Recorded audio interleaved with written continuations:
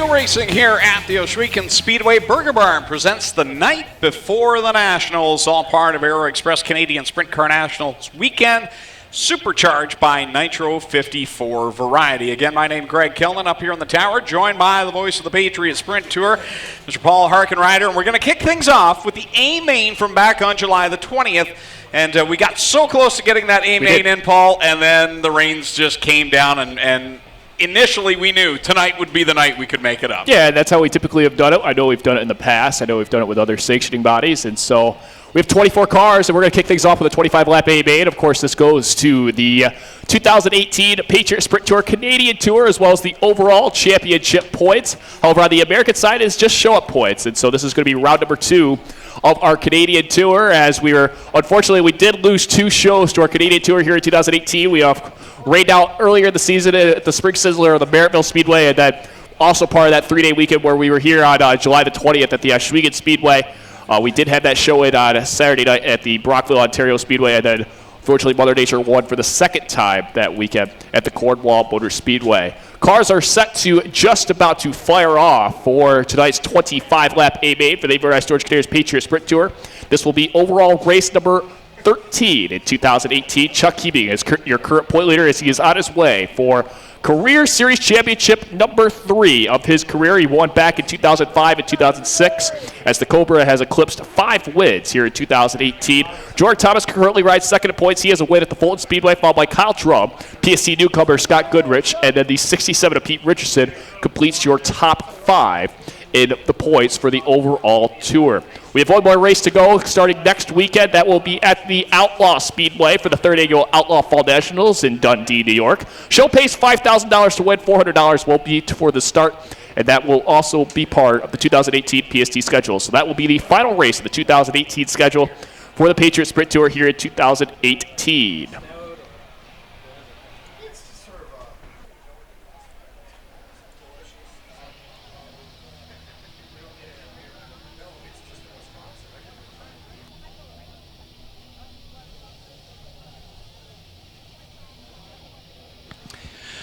So the field shaping up over on the warm-up track off of corner number 3, and we will get things rolled out in behind the Strickland GMC Pace truck and get ready to run this 25-lap feature event.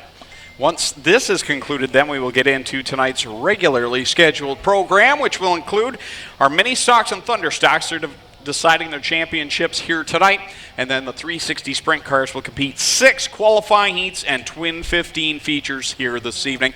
Want to make sure we give a shout out to all those watching live at home, Facebook and on YouTube. Thanks for tuning in here tonight. Want to thank the great crowd that's showing up here tonight in person as well to see tonight's racing action. Again, all brought to you by Burger Barn. Tonight's racing action. You see that plume of smoke over in the pit area? Oh yeah. That's the Burger Barn team. And right now, they're cooking some great sustenance over there. And I'm hoping at some point, maybe a little bit of it might make it this way. I think that's exactly where I'm heading, though. As soon as the A-Main's done there at the Victory Lane, you go straight to Burger Barn. Yes.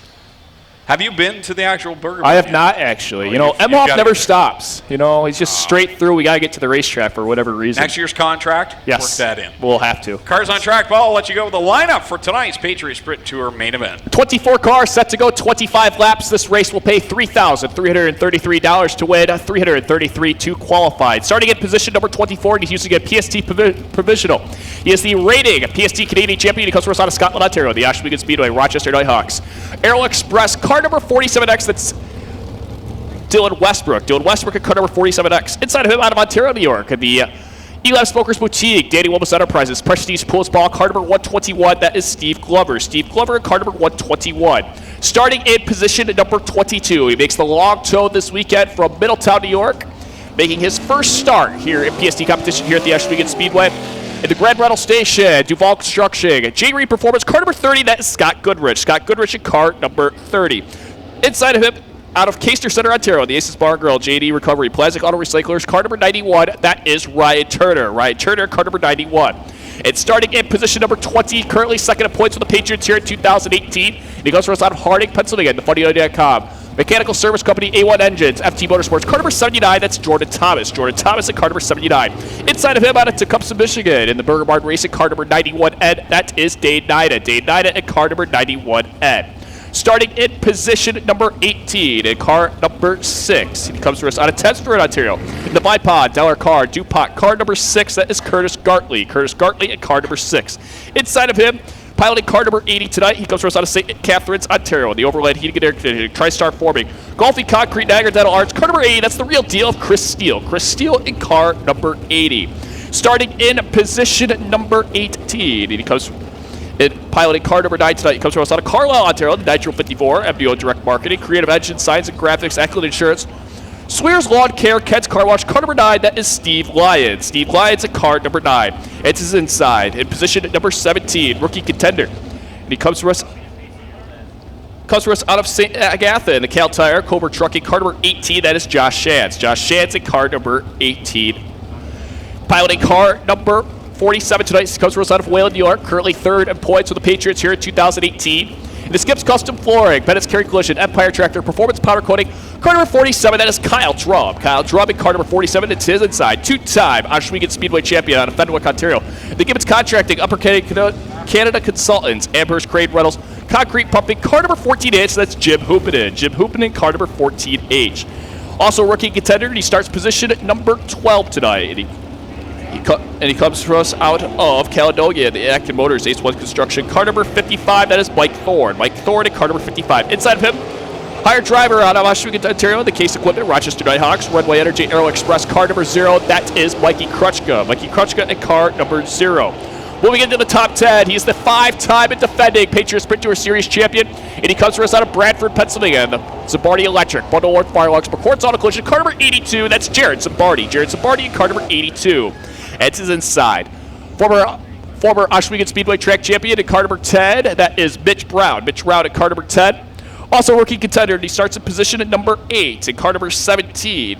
Out of Mississauga, Ontario, the Eckland Insurance, Tom Linverod, Lucas Oil, Car Star, Fast Track Performance, DHR Suspension, car number 17X, that's Back to Man. Back to Man at car number 17X. Eds is inside. Former winner here at the Oshwegan Speedway, and the car number 97 out of Caister Center, Ontario, the Tongan Variety, KT Tobacco.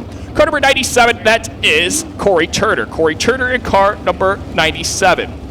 Starting in position number 6, he comes for us also out of Brantford, Ontario, in car number 1-10, and the Auto Revisionist Caterers, Hills Tire Gash. Car number 1-10, that is Jake Brown. Jake Brown at car number 1-10. And starting in position at number 5, he comes for us out of Sunbury, Pennsylvania, the Mach 1 Chassis, Letterish Pickles. Car number 55, that's Mark Smith. And starting on in position at number 4, he comes from us out of Ontario, New York, in the Wilkins RV. Car number 45, that's the Cobra of Chuck Keeping at his inside. And car number 49, also a former winner here at the Oshwegan Speedway, that is Scott Kruder. And on the front row, the car number 77X of Alex Hill. And on the front row, alongside of her, is car number 36 of Matt Billings. Race fans, before we wind them up and let them fly, they come to you 4 wide. These are the best 360 sprint car drivers in all the Northeast. It's my discreet honor to present to you the 2018 Everett I Storage Containers Patriot Sprint Tour.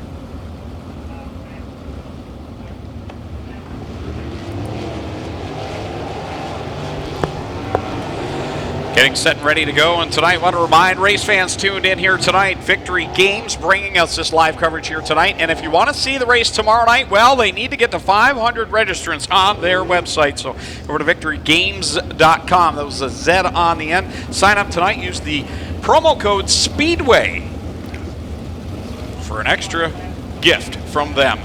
Ready to go, Paul? Great field of cars set for us, as we had a strong field of cars when back here in July. 37 were signed in for tonight. We are now down to 24, as we're set to go 25 laps to kick off night number 1 of Canadian Sprint Car Nationals here at the Oshwegan Speedway. Great to be back here, as well as this beautiful prepared sprint car track for our drivers that are in attendance. Matt Billings, Alex Hill, ready to go off quarter number 4. Race fast as we put your phones in your pockets as we're ready to rock it off quarter number 4. Matt Billings, Alex Phil takes the green flags, and we are underway here at Oshwegan.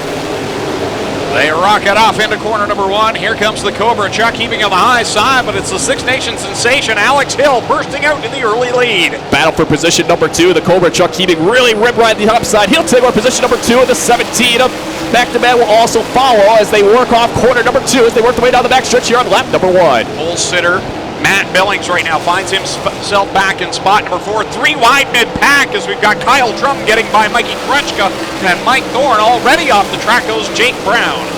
Alex Hill still leads the way, followed by the 45 of Chuck Keating, and then the 17 of back-to-back Matt Billings. Mark Smith completes your top 5. Battle for 6, though, as here comes the 97 of Corey Turner, as well as the 82 of Jared Zabardi as they battle for position number 7. So out in front, it's Alex Hill, followed by Chuck Heaving, and then you've got McNamara running in 3rd, Matt Billings 4th, and Mark Smith 5th. The first battle right now is for 6th. As the 97 of Corey Turner makes contact there with the 49 of Scott Kruger, as Turner is able to get by, as well as the 82 of Jared Zabardi. 2 cars off the track right now, the 121 of Steve Glover and the 79 of Jordan Thomas, as they work their way down the backstretch, as we are now on lap number 5. It is still Alex Hill leading the way. Oh, Matt Billings up and over hard in corner number 4. The red flag will fly on lap number 5 with 20 laps left to go, and a plume of smoke out of the 36 of Matt Billings. The rescue crew on the scene very quickly for the driver to Brockville, Ontario. As that car flipped over violently in corner number 4, you see the safety crews there already. We'll get the replay in a minute.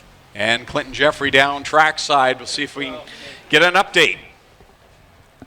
Well, Matt's down here talking to the crew, asking them to flip him back on all 4, so that's a good sign here, ladies and gentlemen, that he's talking to them. And we'll get him back on all 4 wheels, and we'll get Matt Billings out. Came into tonight, starting right up front. Not the way they were hoping their Nationals weekend would get under, but here we are. Billings talking, he's able to climb out under his own, and we'll get back to you in just a second, Greg, as soon as we have him out. Here he comes, ladies and gentlemen. How about it for Matt Billings? Let him know you appreciate that he's getting out under his own power. Car is a mess, though, guys. We'll turn it back to you. Well, there was contact up in corner 4, as I believe it was Mark Smith says, "How do you do?" and bumps into Matt Billings and sends him for a ride. So certainly not the start to the weekend, the 36 of Matt Billings. It was certainly fast when we were here in July, and as most drivers here, Greg, typically always love a weekend, especially when you can get out that clean air. It wasn't the best of starts also for the 36 of Billings, as Alex Hill, who started on the outside, she was able to jump out to that early race lead, and then the Cobra Chuck Keating and the 17 of Back-to-Bad, who started back in 8th, is also up to 3rd. Well, Matt Billings will decline to talk to us. Ladies and gentlemen, you can bet he's very dejected. All these drivers waited all summer to get to this weekend. And on lap number 4 of the weekend, Billings could be in trouble here with the Stelter team. Well, we are on Canadian soil, and early on in this one, we saw a couple of hip checks. Yep. Corey Turner, the lap before that one, made contact, and I'm trying to think who it was with. Oh, it was Scott Kruger up at corner number 4, and then similar situation where Mark Smith just kind of got up into Matt Billings and sent him for a ride, and obviously the second one turned out a whole lot worse. 2 other drivers that we also want to make note that were also on the speedway just elected to take off. One notable driver, of course, the 79 of Jordan Thomas. As I was talking to him earlier in the race, he kind of wanted to get a feel for the racetrack and kind of see how other drivers were doing in a kind of a makeup race. You know, we're kind of, you know, you're not really sure what to really make of it. The points are kind of already set this time of the year. You know, it's just it's kind of the advantage to take the 25 laps. I think Jordan, one of those drivers that probably doesn't need those extra 25 laps coming into this weekend. And so Jordan, who had to start, who was also took a tumble during B-main competition back in July. And so he'll just get things back up and ready for tonight's qualifying competition as well as tomorrow night. That's always kind of the game with this night of the Nationals, the night before, because in a situation like this, if you're running a tour event that's been rescheduled, you're kind of committed to that, and you don't really have a choice, but it makes for a very long night because then you have to turn around and get ready for the qualifying heats, and they're heats where you have to qualify your way in or there's no B-main to fall back on, so it's a really tough night to get ready for. And some guys won't even, in the past, they wouldn't run the Friday night show. They'd save their car for Saturday night.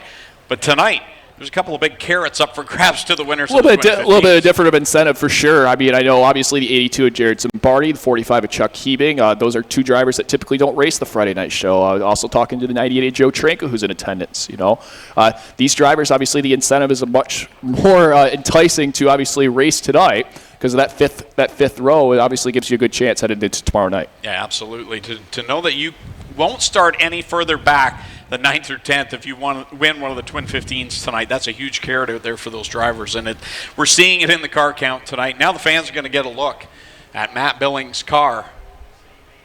Now, obviously, top wing, nose wing, some of the suspension parts, those are all replaceable. I guess the big concern right now would be the frame, and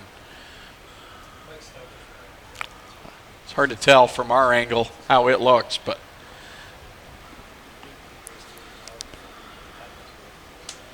took a hard impact on the left front by the looks of it, so that would be the concern as we watch the replay for those watching online. Looks like about 3 tumbles as well, and so.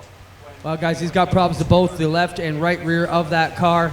He's also got problems with the front axle. They pretty much need to put every corner back on that one.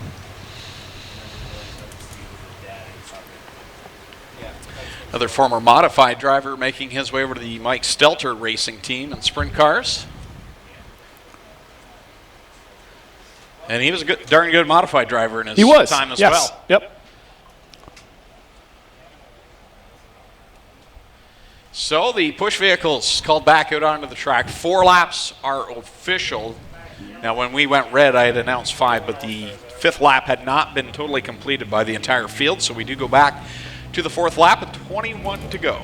So Alex Hill still your race leader, followed by the 45 of Chuck Hebig, 17X of back-to-back, who, keep it though, he has probably one of the faster cars, came from 8th to 3rd in the first opening laps. Mark Smith now slides up to that 4th spot, followed by Corey Turner. That's your top 5. 6 goes to the 82 of Jared Zabardi, 7 the 49 of Scott Kruder, Mitch Brown, Kyle Trum, who's now cracked himself into the top 10. He started way back in position number 14.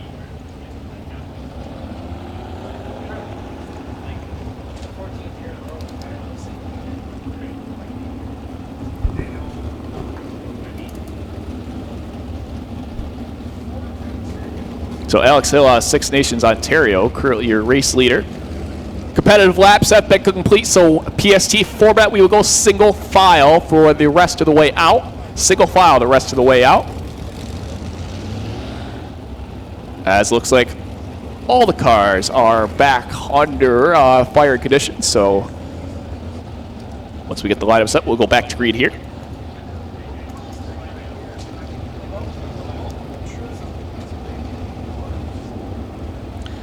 Again, we've got some folks tuned in online on Facebook and YouTube, and yes, we are in feature competition already. This is a makeup race from July the 20th for the Patriots Sprint Tour, and that will kick off tonight's program before we get into our regularly scheduled racing.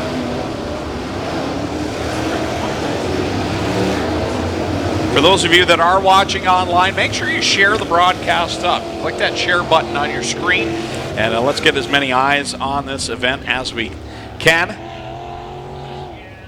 for the Burger Barn night before the Nationals. So Chuck Hebing just getting in line on that front in that 2nd spot.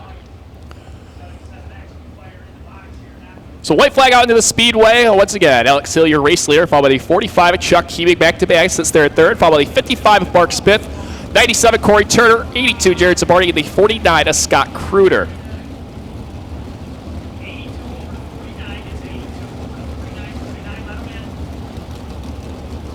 So the lineup is set.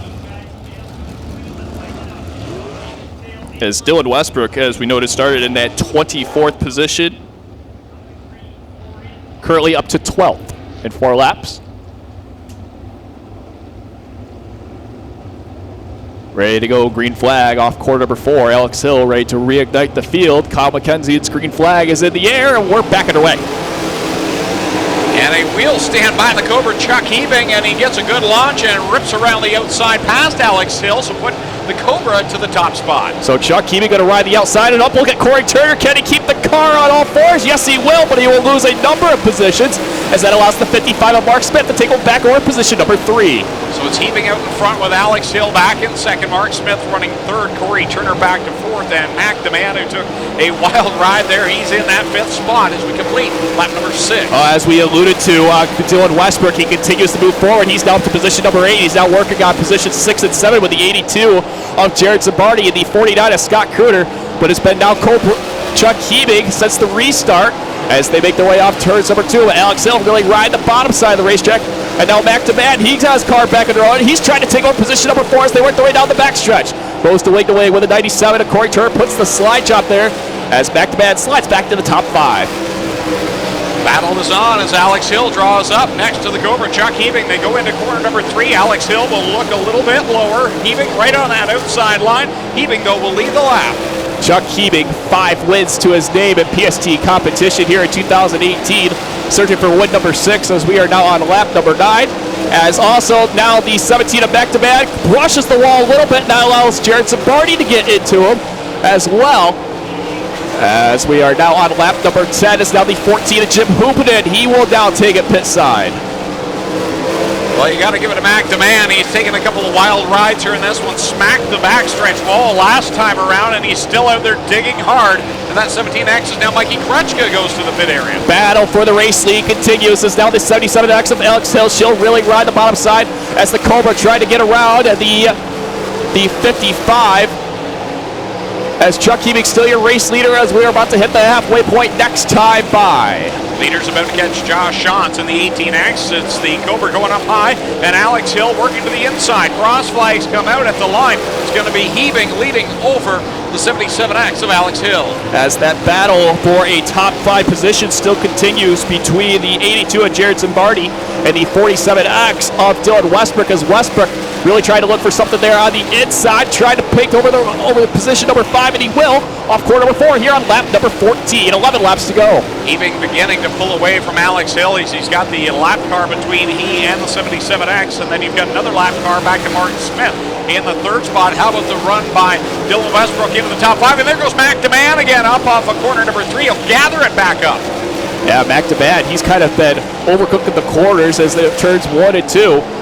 But it's still Chuck Heaving leading the way, followed by the 77X of Alex Hill, and Mark Smith still remains on the podium, followed by Corey Turner and the 47X of Dylan Westbrook. I think the guy right now that would like a caution is that 47X of Dylan Westbrook. As I say that, he gets way high in corner 2, and the juice will slide by him. Yeah, Jared Zambardi, Dylan Westbrook, as they went toe-to-toe last season during our Canadian Tour, as they continue to do the same as Zambardi really ride the top side. Westbrook tried to shut the door, now Zambardi goes back underneath him. As battle for 6 still continues between the 47X of Dylan Westbrook and the 82 of Jared Zambardi. So the leader working through corner number 3 this time by. It'll be lap number 18 on the board. 7 to go for Chuck Heaving, your leader. And then it's a straightaway back to Alex Hill in 2nd. Mark Smith beginning to catch the 77X. Yeah, Mark smith certainly reeling in the 77X, as Mark Smith certainly one of the favorites as they continue going into this weekend. As 5 laps to go, says race director Mike Emhoff.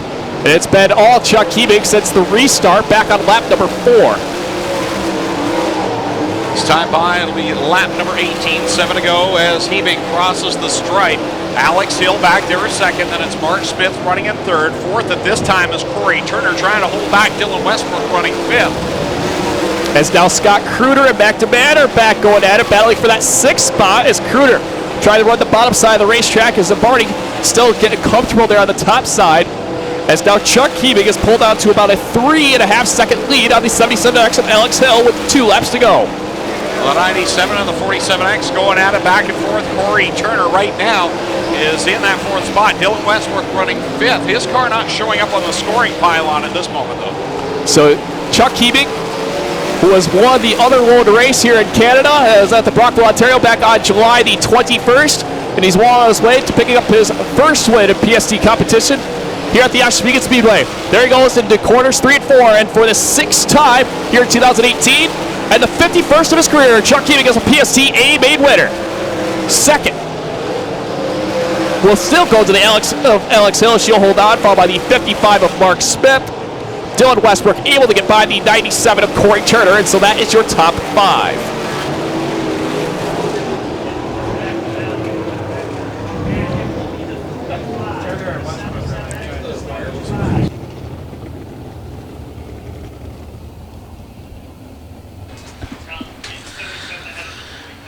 So Chuck Heaving will head down to Lucas Oil Products Victory Lane, the winner of tonight's Patriot Sprint Tour feature event.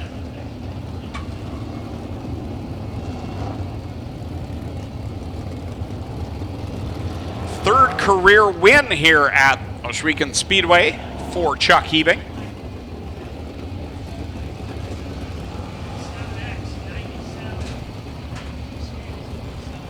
So we'll go down to Lucas Oil Products Victory Lane, talk with our winner, Chuck Hebing, and then we will roll into tonight's regularly scheduled racing. The HRW Automotive Mini Stocks will be up first with their qualifying heats, followed by the Middleport Mechanical Thunder Stocks, and then our qualifying heats for the 360 Sprint Cars.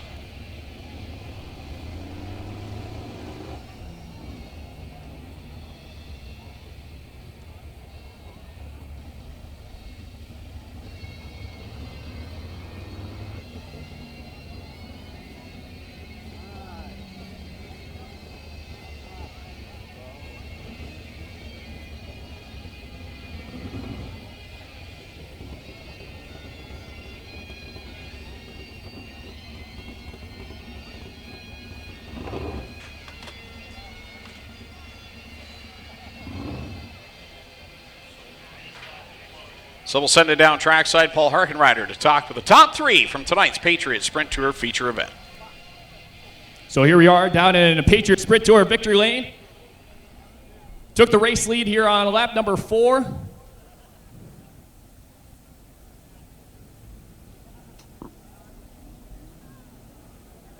So a good start for the Cobra, the winningest driver in Patriot Sprint Tour Series history.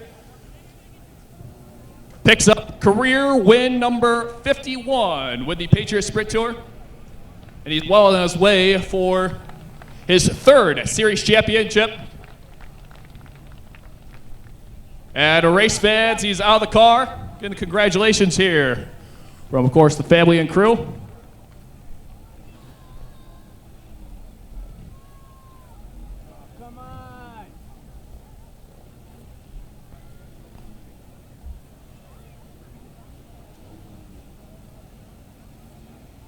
Race fans, let's hear it for the Cobra, Chuck Hebing.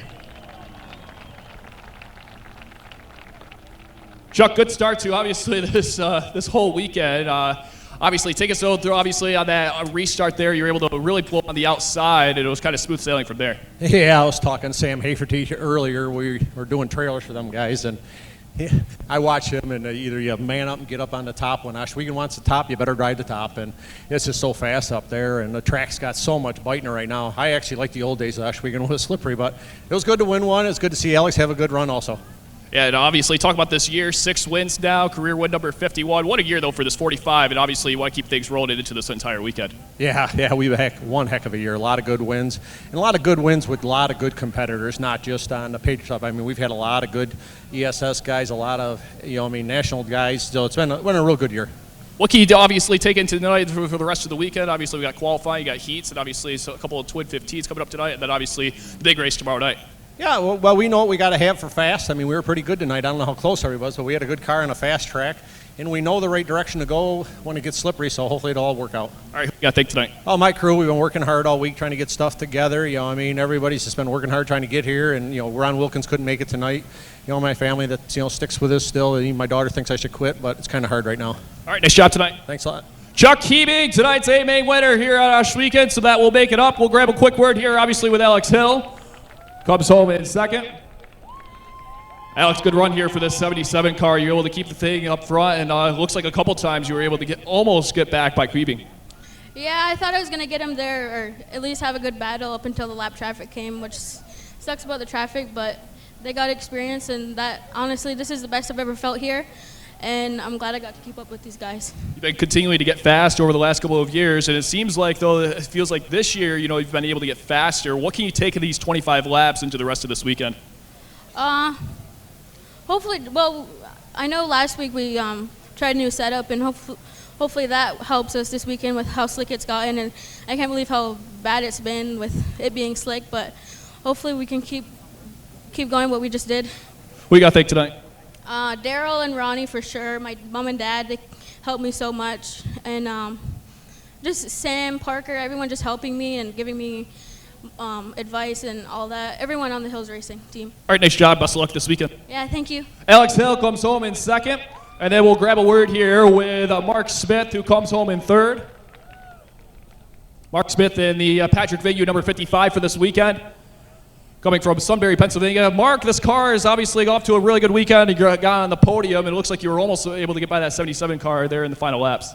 Yeah, we had a we had her there on that last lap, and I got kind of screwed up with that lap car, but having a little trouble with getting the engine to get going here, but we'll get things figured out. Yeah, and obviously, what can you take? Obviously, you said the engine, but what else can you take from these extra 25 laps that you kind of have the advantage on the rest of the cars that are just about to go out for heat races? I don't know. It's the track's pretty wide. You can race wherever you need to. I just need to get my engine running a little better. What do you got to think tonight? I just want to thank Patrick Vigneault and Foundation 55, Pixel Graphics, and CSI Shocks, Ryder Racing Engines, Willwood Brakes, and Mach 1 chassis. All right, nice job. Best of luck this weekend. Thank you. Mark Smith comes home in third, so picking up career win number 6 here in 2018. The Cobra, Chuck Keebig. Second goes to the 77X of Alex Hill. And the 55 of Mark Smith will complete the podium. Dylan Westbrook and Corey Turner complete the top 5. Race fans, that will do it. We're happy to obviously get this show in. Beautiful track so far, set to go. We got a lot of other good racing to go. My part of the show is done tonight, so thanks once again on behalf of Mike Up Motorsports, St. Verdi Store Containers. We're going to send things back up to Tommy Googe, Greg Cohen, and Adam Ross, as I'm also going to probably go check out the Burger Barn.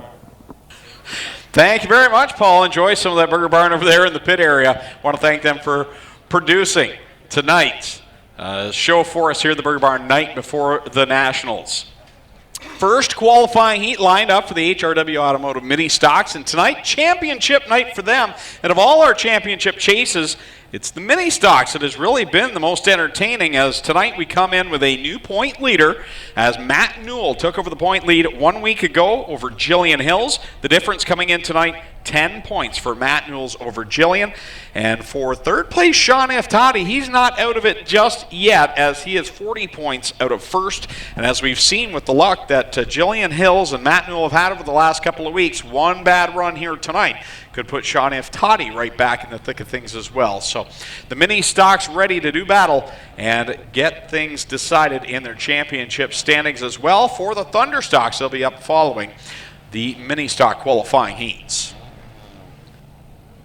I used to have to go in to the auto parts store. Pay too much, never find quite what I'm looking for. Now I just go online to Rock Auto and see all the parts my car will ever need. Lower prices, more parts, more brands. It's so easy to find the right parts fast. All the parts your car will ever need. Rock Auto. All the parts your car will ever need. RockAuto.com.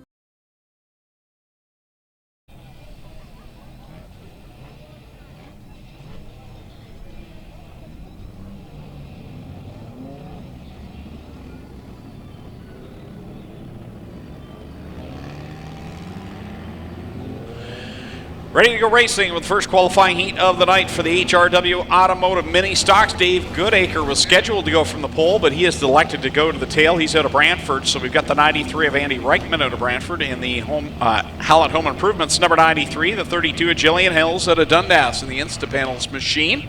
She will move up actually to the inside of the front row. The 517, that'll be Cody Somerville out of Hagersville in the Spence Garage Ride. And to the outside, the Wall of Famer, the pinball, Mike Giberson out of Caledonia. We've got Wade Thorne in the 4W, and he is out of Waterford in the Springview Farm Golf Club machine. And to the outside, the 13M, that is Daniel McKay in the Home Hardware St. Catharines Ride out of Thorold. Christopher French in the 54, the Bell Camp Manufacturing machine. The 17's Mike Taylor. Then we've got the 5 of Dave Goodacre. That's where he'll line up. The 6 of Jason Dixon, the Broker Link number 6. Green is out. We are underway here on Burger Barn night before the Nationals. That track looks wide as Daniel McKay goes for a slide. Totally did not intend for that to rhyme, but it flowed, didn't it, Greg? It was very nice. Daniel McKay still saying that's the worst way to spin. If you spin out nose to the wall and you're still running, it's like a 3-point turn demonstration, and Daniel McKay almost a full lap down. So Jillian Hills comes into tonight trailing by 10 points in the standings, and she wants to make a statement here in the qualifying heats and just make sure she makes it into the A right away. Now I have to get stuck back in one of those B mains that can always cause problems. Well, Sean Iftati will be in a B main. We can guaranteed. always count on Cheeseburger. Third place in points with the most B mains this year, guaranteed. So it's Hills out in front over Reichman. And then you've got Jason Dixon. Wow, he came from the back row on the start of this race up to the third spot, battling with Wade Thorne. And Dixon's been interesting this year, and I hate the word interesting, but 1 week he's lightning fast, 1 week he struggles, and when it's been off, it just looks like the car is almost undrivable. It handles so poorly. But tonight he looks to be on the loud pedal and handling fairly well, as Daniel McKay is going to peel off and head pit side as we got 2 laps to go. Across the stripes, it is Jillian Hills over Andy Reichman, Jason Dixon, Wade Thorne, and Christopher French right now are the top 5, and it will be the top 5 that transfer to the A main tonight. Somerville on the outside looking in. Christopher French holds that spot. A little bit loose out of turn 2, but Somerville still that 2 car lengths behind the red and silver number 54 of French, with Somerville to the inside.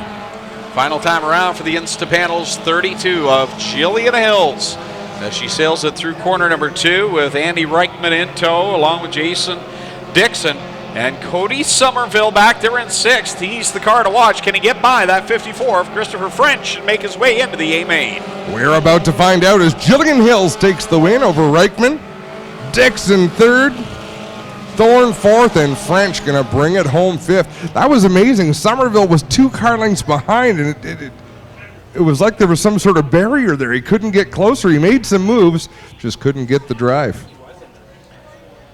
4 qualifying heats tonight in total for the HRW Automotive Mini Stocks. Second one about to roll out. Lining up on the pole out of Dundas, the Evergreen Landscapes, Cal Tire number 69, Rob Twitchett. To the outside out of Oshweek, the Custom Moccasins 188X, that is Tim Jamieson. Starting in 3rd out of Dundas, the AXYZ International 11P, that's Patrick Abramson. And going from 4th out of Oshweek, the Gales Auto Aftermarket 188 is Paul Longbow. Starting in 5th out of Hamilton, the R&B Sprinklers 96 is Brian Crosgrove. And going from the 6th spot out of Hamilton, the Kubota Oliveri Electric, Gaylor Equipment number 16 is Fabio Oliveri. Going from 7th out of Burlington, the Let's Landscape, Chips Action Sport, Leggett Chevrolet 01 of Tristan De Silva. And there he is, starting in the 8th spot out of Fenwick, the Savona Services, Hollow Maple Farms 15, Cheeseburg, Sean Iftati. Going from 9th out of Beachville, the Woodstock Nissan 60 is Martin Schroeder. And starting in 10th, the always fast driver out of Ancaster, the Eccles Auto Service Brassey's Pub 19 of Kyle Wirt.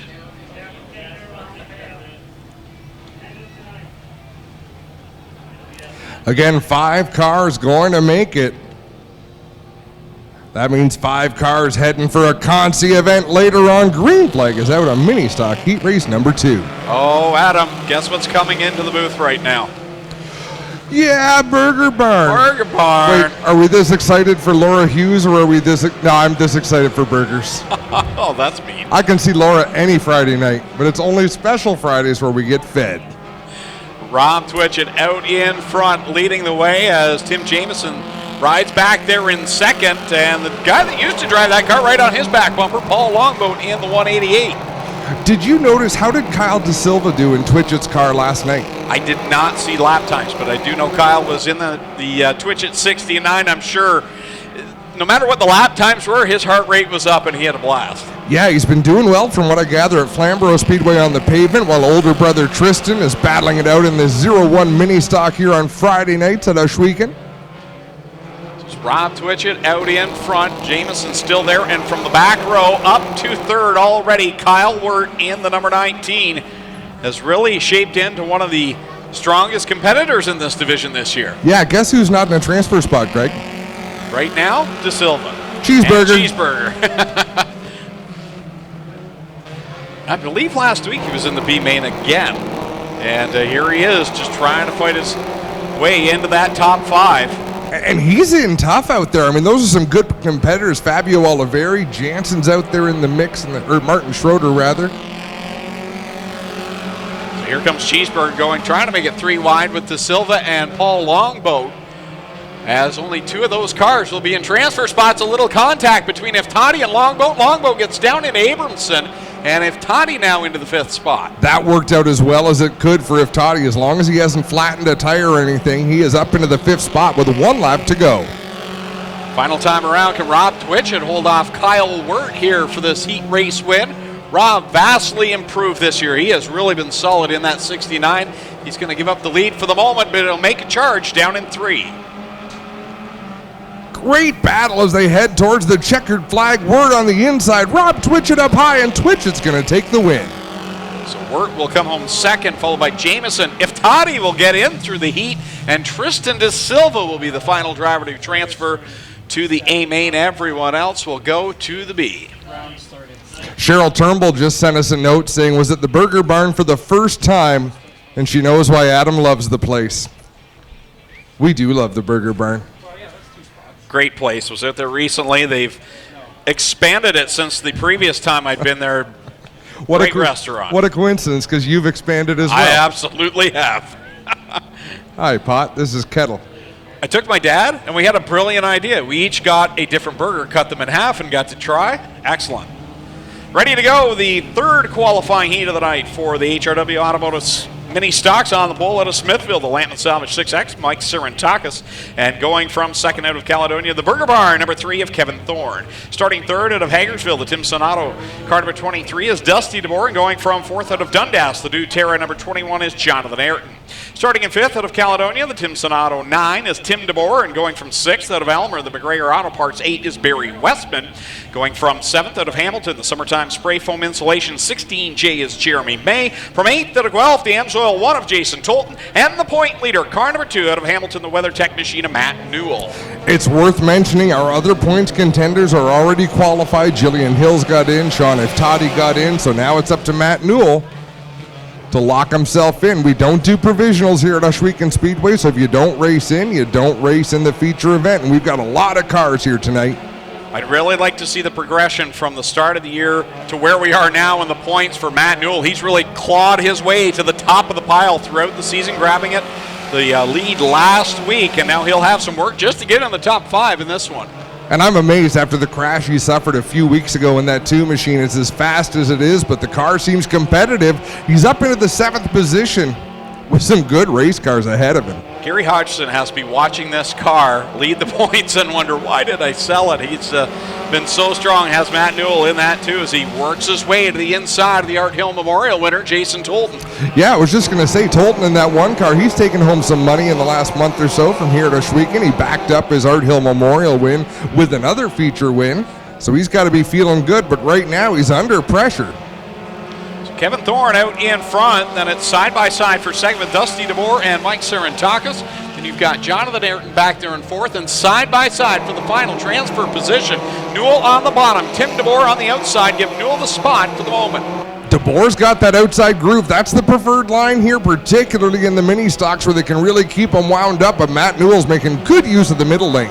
Couple of laps left to go for your leader, Kevin Thorne, who joined this team later in the year as a driver and has done a very nice job for car number 3. If I'm not mistaken, was on the podium 1 week ago. As Mike Sirantakis, a feature winner this year, back there in second, and the 23 of Dusty DeBoer. We've got a lot of feature winners in this heat, and a few of them are not going to qualify. You have the handicap system. We've got some really heavy hitters in this qualifying heat. And yeah, Tim DeBoer, Jason Tolton, the note. Even Jeremy May, who has a win, is back there not qualified.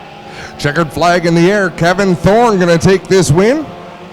Looks like Sirantakis going to hold on for second place. DeBoer third, Ayrton fourth, Newell in fifth. Then heading for the consi are DeBoer, Tolton, Jeremy May, and Barry Westman.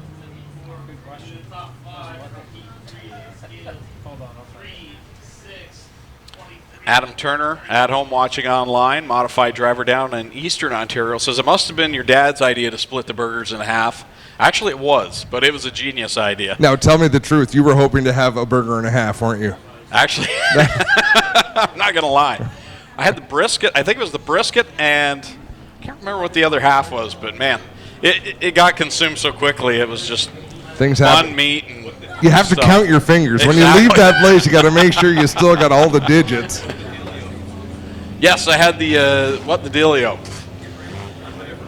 Not that you remembered, Darren. Starting on the pole, this one, we've got Burger Barn on the brain now that it's here in the tower. Mike Evers on the pole in the 265 out of Caledonia. Adam Plaza, good to have him back for the second week in a row out of Caster Center. The Murphy's Country Produce 01P. Going from third out of Welland, the Rona of Welland, and Fort Erie 7C is Cole Hardy. And going from fourth out of Simcoe, the Pal Insurance 10 is Zach Buckwald. Olivier Larocque is in the 91. He'll start 5th. Alongside in 6th, Kevin Hellier in the 51. Going from 7th, Clinton Nichols out of Hamilton. From 8th, the regular down the Brighton Speedway from Port Hope, it's Matthew Moore in the 38M. And Austin Wurstrow in the 71 will tag on to the tail of this one. And also Jeff Elslager is in the lineup for this one, the 11E.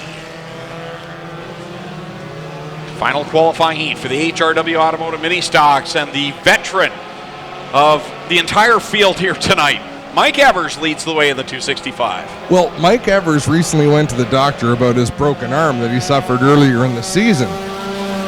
Do you think it's okay that I go racing again? The doctor says yes. Good, because I raced last Friday. Oh, Burger Barn. Thanks, Laura. Thank you for giving me mine before Greg got his. It's easier to ask for forgiveness than permission, I guess, in the case there with the doctors. Evers leads the way, looking racy over Cole Hardy, not a regular runner here on Friday nights, but has made a few appearances here in 2018. I love barnstorming. Oh, as Mike Evers slides up the track, lots of sparks out of the 265. And now with common rules in the mini stocks, you can see them travel around a little bit. Evers was telling me he found some fuel injection issues in this 265 that have been plaguing him all season long. And it's hooked up here tonight with Hardy in 2nd, Larocque back there in 3rd. I believe this might be his 2nd visit of the year in the 91, regular in the Niagara region. Adam Plazik back there in 4th, and Zach Buchwald 5th. So right now it's Matthew Moore, Austin Wurstrow, Clinton Nichols, and Jeff Elslager on the outside looking in. 2 laps to go this time as Adam Plazik still working the outside of Buchwald there as they go into turn 1, and Mike Evers. Lone Wolf Fireworks better watch out because Mike Evers is putting on a little display of his own as he goes into the corners there. This time by, we'll see the white flag from Kyle McKenzie. Sticks on top of the flag stand. We'll wave the white flag as Evers leaves Hardy, Larocque, Buchwald, and then the battle is on. Moore looking to the inside of Buchwald and Plazik. Kyle McKenzie has a new nickname. Did I not tell you that? A new one. We'll discuss this. Uh-oh. Checkered flag about to fly for Mike Evers. It looks like he does have his issues sorted out in the 265. He's going to take the win. Hardy going to come home 2nd. 3rd to Larocque. 4th to Buchwald. 5th to Moore. 6th to Adam Plazik. So Plazik going to have to run the B main. You know, karma does play a role in this conversation, Greg, because I believe, was that the last mini stock heat? That is it. So have fun with the lineups, Adam, and I'll eat my sustenance here from. I'm not allowed to eat on the air anymore because the sound quality is so good. People knew that I was stuffing my face with pizza while trying to commentate that was races. the night I was away, and I went back and listened because I had heard from others, and yes, I could hear the pizza being consumed. Actually, the worst part, the worst one this year, I had to defend my honor, and I had a big mouthful of beef jerky. And you just, the faster you try to chew that, the worse it is. is. Just grows. Thank you, Laura Hughes. Thanks, Laura. No, Do you want more before? This is enough. You're Dessert leaving with later food? would be nice, though. Lined up on the pole, car number 13 is Casey Huffman on the outside of row number 1, and the 28D is Donnie Lampman. Row 2 on the inside, Mark Bazine in the 21X, and the 11 is Go Fast Teeple. Car number 28 is Jim Lampman, the 4 is Aaron Rowitsky, 74 is Steve Vandersdam, the 40 is Jay Liverance, 26 of Mike Ferguson, and the 2 is Lee Winger. That's how they'll line up. Casey Huffman, Donnie Lampman on the front row. Both of them get on the loud pedal, and turn number 4 and Thunderstock heats are underway.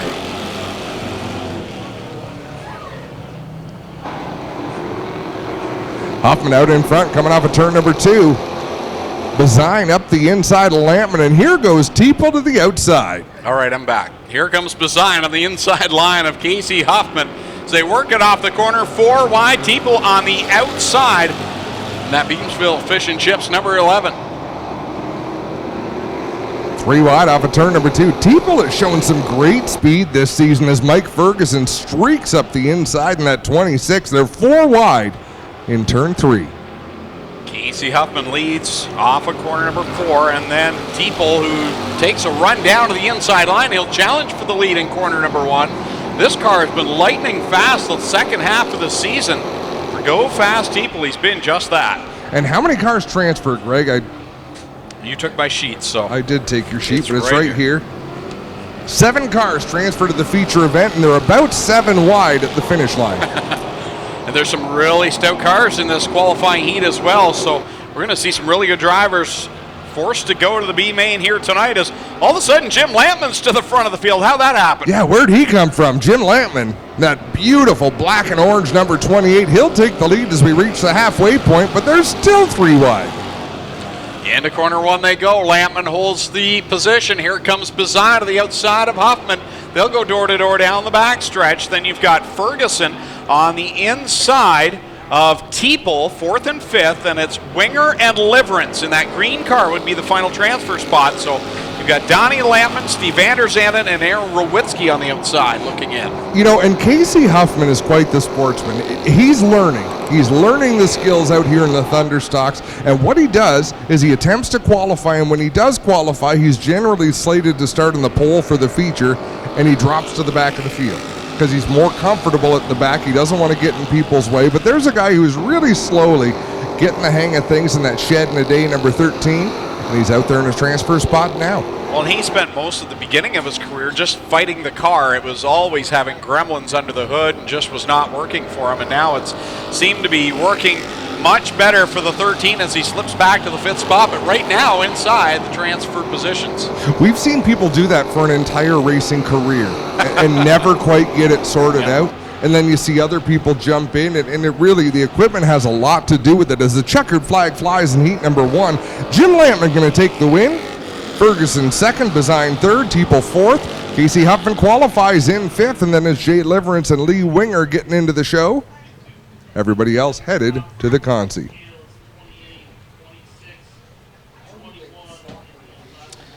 And Clinton reminding us Jim Lampman was the winner of the crate motor last week, courtesy of Strickland's.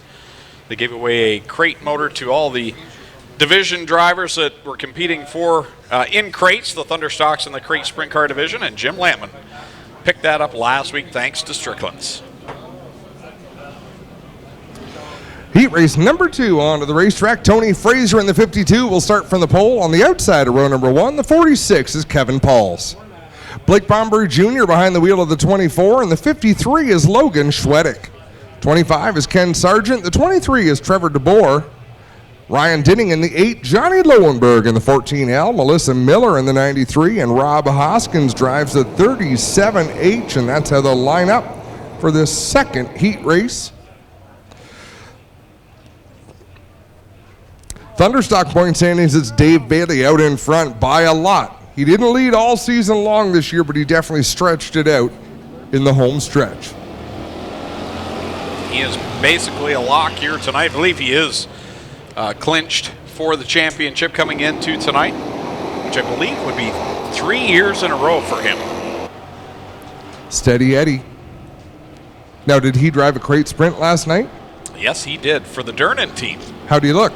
I was not here, but sounds like it was a blast for Dave. I don't know as per lap times how he did, but that was one driver that a lot of folks were interested in just to see behind the wheel of a sprint car. I saw the pictures, and it just seemed different to see him behind the wheel. Well, talking about good equipment and not good equipment, let's call this race for a while. This is a good one.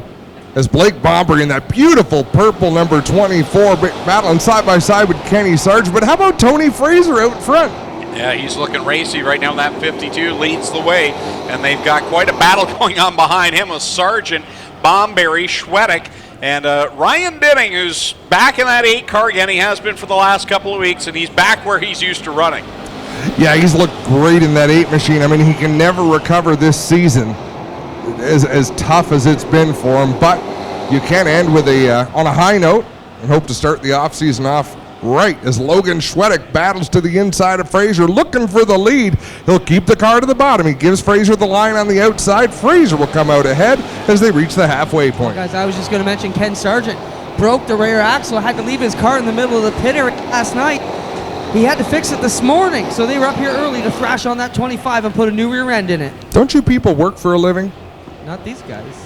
Ken Sargent's, work on the race cars. Ken Sargent's awesome. He's been racing forever. Got a very excited, down in Victory Lane this year. Got back to Victory Lane and was really pumped about the win. And he's looking and hungry again here tonight, running up that third spot in that 25. Well, I would see him at Grisdale's quite often, picking up parts, picking up tires, and he has this excitement that reminds me what most teenagers are like on race day. And here's a guy who's been doing it for decades, and to still get that excited, that's pretty awesome. So Logan Schwedick out in front. At one point this year, he was the point leader. He grabbed a win earlier this year, and he's out front in that number 53. Tony Frazier, as you mentioned, Adam, looking strong, and he's maintained that throughout this qualifying heat. Oh, no. Tony Frazier headed for the exit. He gathers it back in. He's in the fourth spot, but this is not a gimme. He's got to stay in the top 7. Schwedick comes off of turn number 4. He's going to take the win over Kenny Sargent, Hoskins, Fraser, Bombury, DeBoer, Dinning, and I believe John Lowenberg will be the first one headed towards the Consi in that 14L.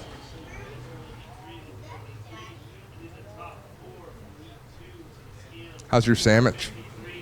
It is delish. Heat number 3 rolling onto the racetrack any moment now, and here's how they're scheduled to roll out. Kyle Andrus in the 18 will be on the pole, and on the outside of row 1, the 11X of Sam Iftati. Row 2 on the inside, Ryan Beagle in the 84 RK, and it's Dave Bailey in the 49. Number 1 is Randy Hollingshead, and the 7 is Jason Longaro. 39, Kevin Delore, 6R, Jeff Rulifs, and the 72T is Tanner Podwinski.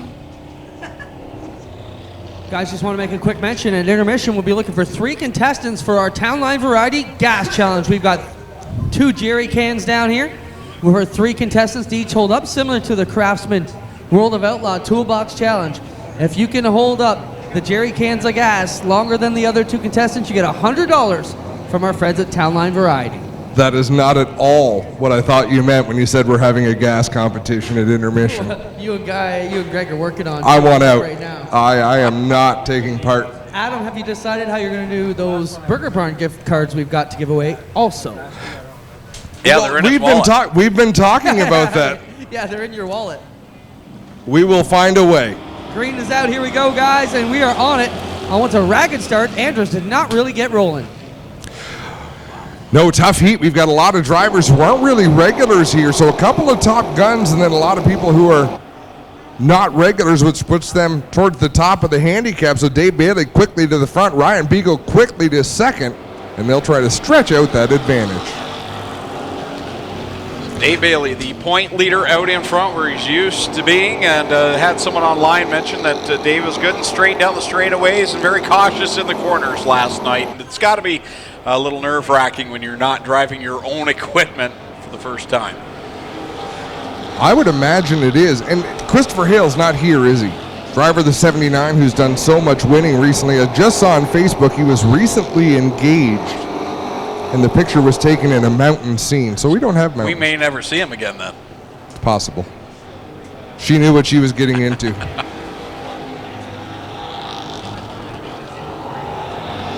J.R. Taylor, I don't go into a food coma. I prepare for the next round. Comment. He is not happy for us in our Burger Barn delight. Cross flags up in the air for Dave Bailey. Ryan Beagle following in tow, 4 in on the board. Then you've got Sam Iftati back in the 3rd. Randy Hollingshead back in the 1 this week, replacing Chris Dickey, who still feeling the after effects of his crash a couple of weeks ago. Jason Lungaro 5th right now. I didn't know that's why Dickey wasn't driving the 1 car. Thoughts with him to get better? And Rulif in the 6R. Holding on to that final transfer spot. Always good to get locked in the qualifying heats as we have 2 laps to go. So Dave Bailey setting sail out in front and looking tonight to clinch yet another championship for that Brewster Baker paint scheme that he's had over the last handful of seasons. Looking racy again here tonight. White flag is out. 1 more trip around for Dave Bailey over Ryan Beagle. Then a big gap back to that battle for 3rd. That's a big gap, but that's a good battle. Hollingshead out in front. That 1 machine is Jason Longaro, and then it's Iftati shadowing Longaro down into 1 and 2. Looks like Podwinski in the 72 sort of lost touch there as Dave Bailey comes across the line to take the win. Second going to Ryan Beagle. Randy Hollingshead closing it off with a solid third place finish. Longaro in fourth, Iftadi in fifth, Podwinski sixth, and Rulev rounds out that top 7. That'll do it, I believe, for Thunderstock qualifying races.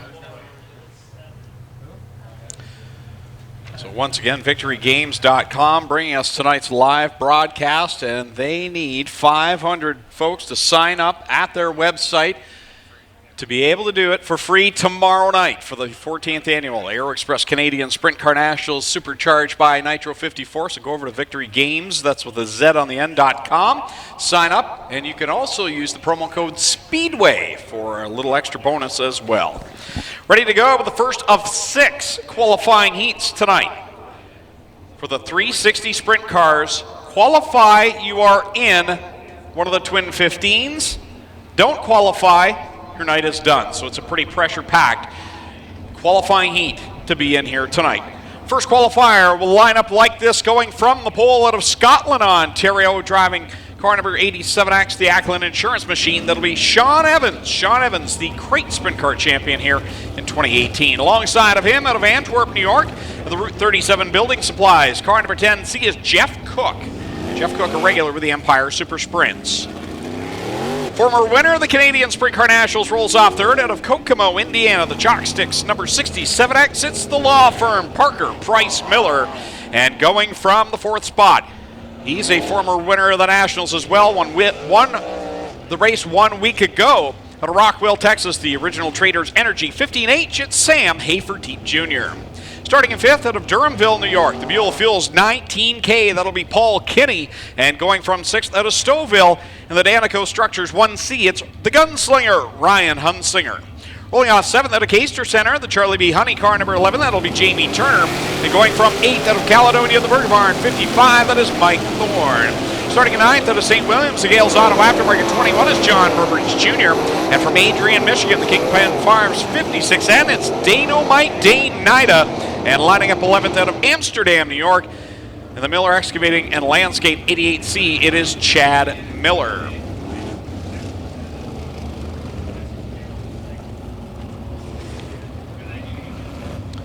Top 5 transfer to tonight's Twin 15s. Everyone else done for the night. Come back and try again tomorrow.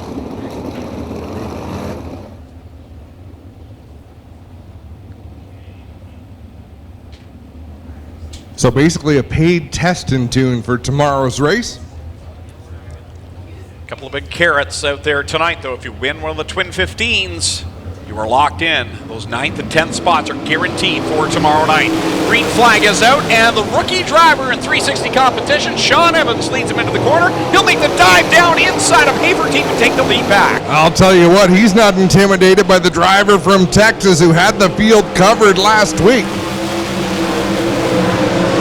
Sam Haferteep Jr. back out in front, but here comes Evans riding around the outside line, and now here comes the law firm. Parker Price Miller up to 3rd as he battles side by side now with Jeff Cook. Jeff Cook giving him a good battle there on the inside, but the outside at this point in the night is definitely the place to be.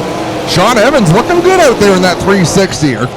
John Burbridge pulls the 21 off into the pit area. Right now, your top 5 at this point, you've got Sam Haferteep, the leader, Sean Evans second, third is Parker Price Miller, then it's Jeff Cook, and that 88C of Chad Miller is the final transfer spot. Miller fifth, but there's some cars back there who could do some damage. Paul Kinney just got overtaken by Dane Nida, so Dane Nida needs to close in a little bit more. One more spot, and he's into one of tonight's features event. This time by will complete lap number 5 on the board for Sam Haferteep Jr. As one goes high, Sean Evans, rim rides, goes a little bit over, but gathers it back up. He's still up there inside a transfer position in 4th. Yeah, that was a nice recovery for Sean Evans for sure, and got right back on it in the next corner, and that's something that can be hard to do. We've seen Mac Demand do it, but pressure is on, because if he drops back out of the top 5, he is right out of the dance tonight. You know he wants to be in that feature event, and here comes Dane Nida closing in on that 5th spot. Yeah, he's right there in the back bumper. The 88C of Chad Miller is once again car up high, and it's Jeff Cook this time, the 10C out of Antwerp, New York.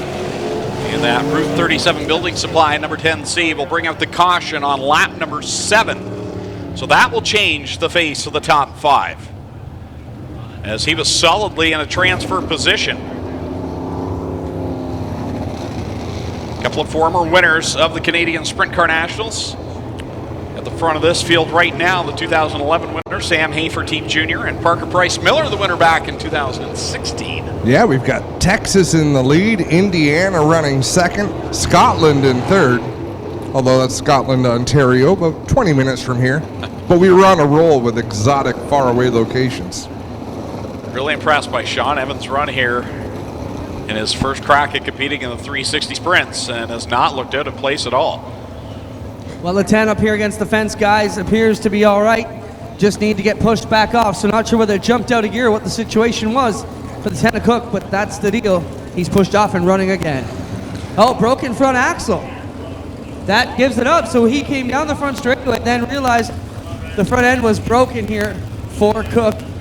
We'll get down there and check this one out, guys. So he'll probably need a lift to get back to the pits. And we've seen some interesting part failures this season knock people out. Mikey Krutchka with a clump of mud that bent the steering wheel in half. Just breakages that caused all sorts of odd excursions off the racing surface. Well, Adam, it's a Heim joint on the left side of the tie rod, and if you're wondering what we're talking about, you got a tie rod that keeps the both wheels pointing the same direction. It's broken, so now the wheels are pointing in their own particular discretion here. But that's the issue for this 10 car here. Front axle not pointing in the same direction with a broken tie rod, guys. Tough break for Jeff Cook. But an easy fix. Absolutely, about a $5 part, $10 if you're buying good Heim ends, which he should buy now.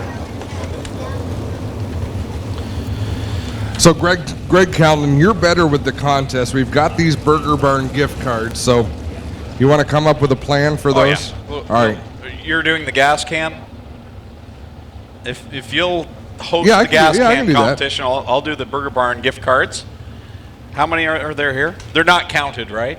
They're not So counted. if one accidentally falls, I think Jason gave me 2. we're headed there next week. My Or son's 5. birthday is tomorrow. McLean, who sits here in the tower with us every week, he turns 11 tomorrow, and I promised him this week we would go to the Burger Barn.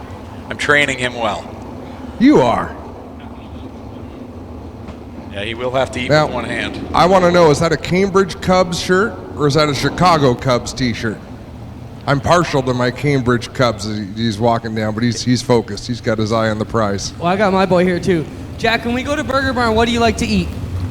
Chicken strips and fries. Yeah, so we take him to the Burger Barn, he still gets chicken nuggets. Gotta get this kid some culture. Well, I got to tell you, I've had the buffalo chicken poutine, and that is mighty tasty. I was not a trooper. I did not finish it, I'm ashamed to Greg, say. you won't believe it. I took Adam to the Burger Barn earlier this year, and we both had salads. Right, Adam? Am I lying? You're 100% true. We had the awesome salad. It was amazing. I thought it came on top of a hamburger between buns, but it was still really good. We're going to go green this time, single file. Remember, top 5 is where you want to be. Dane Nida has the position. Paul Kinney on the outside looking in. White and green at the same time, so it's one lap to get yourself into tonight's Twin 15s. Here comes the battle for the lead as Parker Price Miller charges on Sam Haferteep. What a run. He got off the outside out of turn number 2. Checkers in the air. Haferteep takes it over Parker Price Miller. Sean Evans gets in. Dane Nida gets in. And so does Chad Miller. Wow. We've got 5 more heats of this, Greg. It is intense as we get ready for a second qualifying heat as Rockwall, Texas' Sam Haferteep Jr. picks up where he left off last Friday night, picking up another checkered flag, beating out Parker Price Miller. 6 qualifying heats in total again, 5 transfer from each.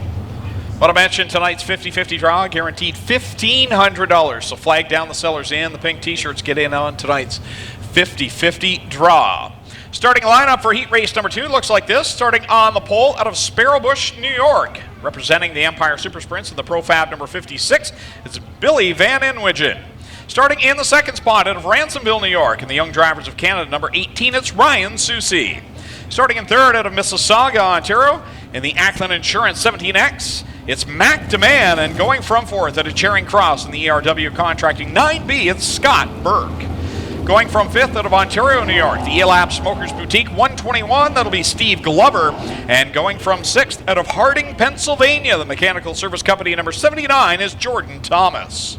Starting in position number 7 out of Vernon, New York, the Prestige Pool and Spa number 67, that's Pete Richardson. And starting in 8th out of Carlisle, the Nitro 54 variety, car number 9 is Steve Lyons. Going from 9th, hot off a podium finish earlier on tonight with the Patriots Sprint Tour out of Six Nations, the Townline Variety 77X, the Six Nations Sensation, it's Alex Hill. And going from 10th out of Cloverdale, Ohio, in the M&W Construction 17 is Jared Horseman. Starting 11th out of Cowlsville, New York, the Fiberwork Composites 49, the Straight Shooter, Scott Kruder.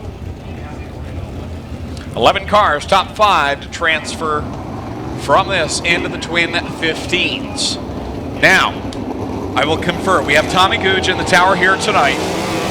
If I am not mistaken, the top 15 will be by passing points, how they're set, so if you transfer through the top 5, then they will deal with passing points. Odds go into one Twin 15, evens go into the other. So you qualify through the top 5. Then based on passing points, odds in feature 1, evens in feature number 2 here tonight. Got to say hello to my good friend Noah Farrell, watching from Cambridge.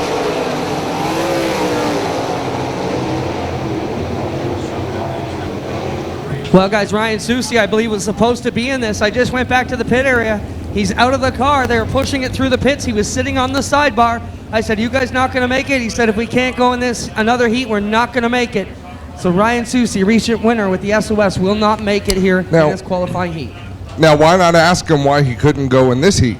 They were getting pushed away from me, Adam. I didn't get a chance to talk to them, and we'll find out for you. We just passed them. And drivers are warned in the drivers' meeting. Things happen fast here at Oshwegan Speedway. You've got to be where you need to be when you need to be there.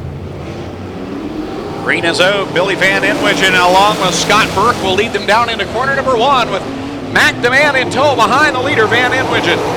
Wow, and Mac Demand sort of hesitated there between 1 and 2, had to gather the car up, and that bunched everybody up behind him.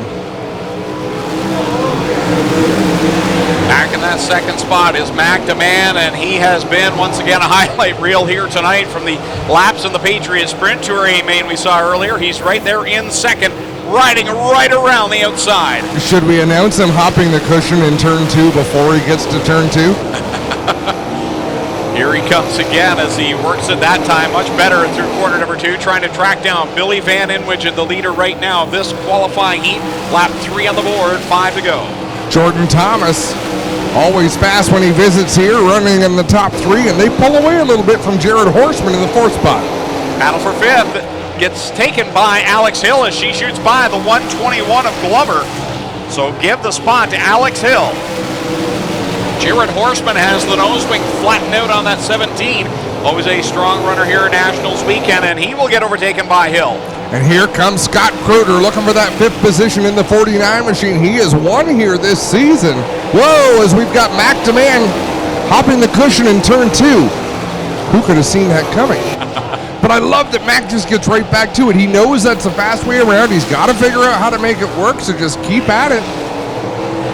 Van Inwigen will lose the lead to Jordan Thomas. Jordan had a phenomenal Canadian Sprint Car Nationals weekend 1 year ago, and here he is back to the front. White flag is out for the driver of Harding, Pennsylvania. And Jordan Thomas using a bit of an unorthodox line, using the bottom of the racetrack, letting the car come up. And it looks like Horseman securely in that 5th spot. Kruder's got one last shot.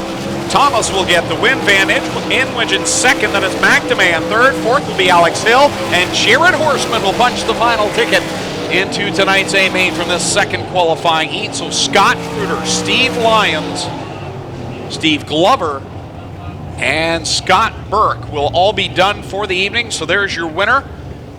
Jordan Thomas out of Harding, Pennsylvania, down around Scranton. Surprised he doesn't have Dunder Mifflin as one of his sponsors on the 79. Great run last year in this event and very strong here in the second qualifying heat. Third group of cars ready to come out. Another 5 cars will make their way into the Twin 15s here tonight. Starting on the pole out of Ontario, New York, in the Golden Triangle Fire Protection 10H, it'll be Kelly Hebing. Going from second out of London, the 4x Designs, car number 15 SOS, it's the president, Mike Farrell. Starting in third out of Port Colborne, the Gillette Flooring Services, car number 22, that is Sean Slider. And going from fourth out of Bath, Ontario, in the RL Asphalt, number 16L, it's Roger Levesque. Starting in fifth, or at least scheduled to go from fifth, we'll see if he makes it at a Brockville in the Dave's Body Shop 36, it's Matt Billings. And going from spot number 6 at a St. Matthew de Belloy, Quebec in the Four Seasons Foundation 28 is Jordan Poirier. Starting 7th at a Warsaw, Indiana in the JP Machine Shop 18S, it's Michael Summers. And starting at 8th at O'Caster Center, the Kingpin Farm 91 is Ryan Turner. Going off 9th at Waterdown, the Mahoney Inspection Services 5C, that is Connor Mahoney. And going from 10th at Middletown, New York, the Grand Rental Station 30 is Scott Goodrich. And going from 11th out of St. Agatha, Ontario, in the Cal Tire 18X, it's Josh Shantz. So we do not see the 36 of Matt Billings after that hard rollover in corner number 4 in the Patriot Sprint Tour feature from earlier on here tonight. So it'll be Kelly Hebing, Mike Farrell on the front row in this one.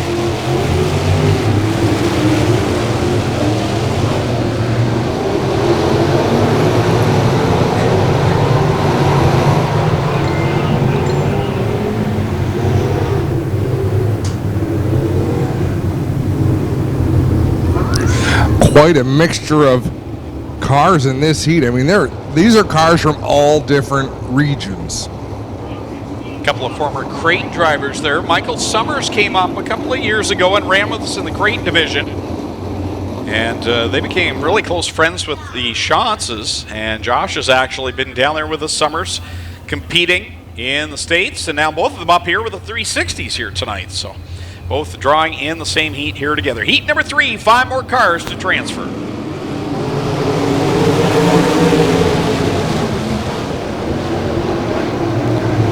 Farrell way up to the high side in 1 and 2, but that gets him a nice launch down the back straightaway. Scott Goodrich, like he was fired from a cannon, up into the top 5 in that 30 car. Mike Farrell going at it with Sean Slider. He's got Jordan Poirier right behind him. Farrell looking strong on that outside line, running in the second spot. The Kingman number 91 of Ryan Turner, he's trying to make his way up into the top 5. There's a driver who's come so far this season. Kelly Hebing out in front over the president, Mike Farrell. You got Sean Slider on the inside. He'll take second. Oh, Poirier nearly got into Farrell off of 2.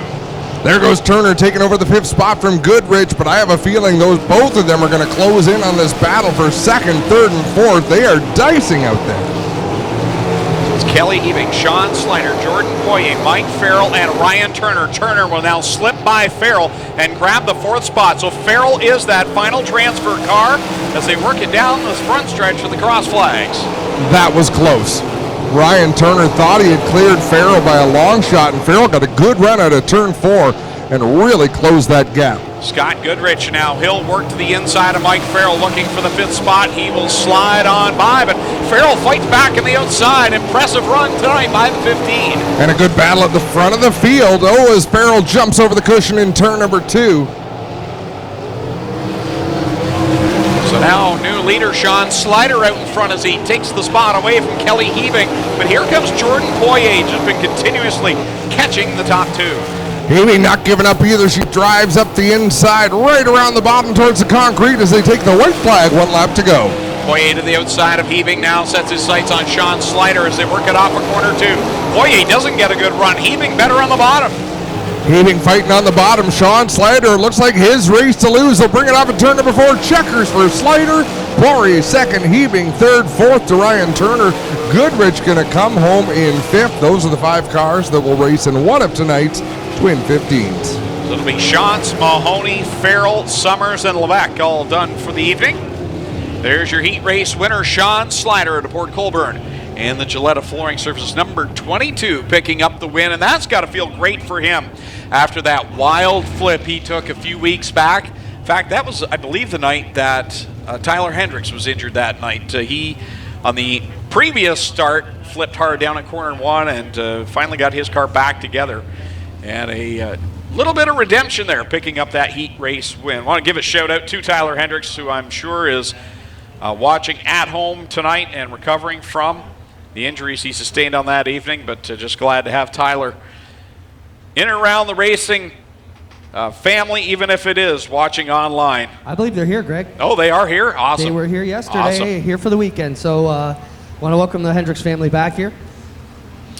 Fourth qualifying heat, working its way out onto the speedway now for the 360 sprint car, starting from the pole out of Caister Center. In the Town Line Variety 97, it's Corey Turner alongside the Stroh's Barbecue number 10. It's Downtown Mitch Brown out of Brantford. Starting in third, he just won the Patriot Sprint Tour feature not long ago. Out of Ontario, New York, the Wilkins RV 45, the Cobra, Chuck Hebing. And starting in fourth out of Portland, Michigan, the Sweet Manufacturing 85, Double D, Dustin Daggett. Going from fifth out of St. Matthew de Beloeil, Quebec, in the Four Seasons Foundation 28 FM, it's the Fireball, Steve Poirier. And going from sixth out of Hamilton, the Case IH 0, it's Mikey Krutchka. Starting in seventh out of Clay, New York, in the Longley Jones Companies, number 98, it's Joe Trenka. And starting in eighth out of Shenango Forks, New York, in the Scorpion Security Products, number 14, it's Coleman Gulick.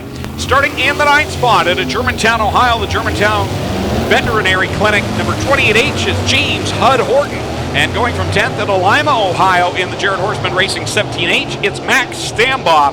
And going from 11th out of Welland in the Gibbons Contracting 14H, the Red Rocket, Jim Hoopinen. 11 cars, 5 to transfer. The white flag will be displayed this time by. And thanks, Carly Hendricks sent me a picture. She and Tyler are here.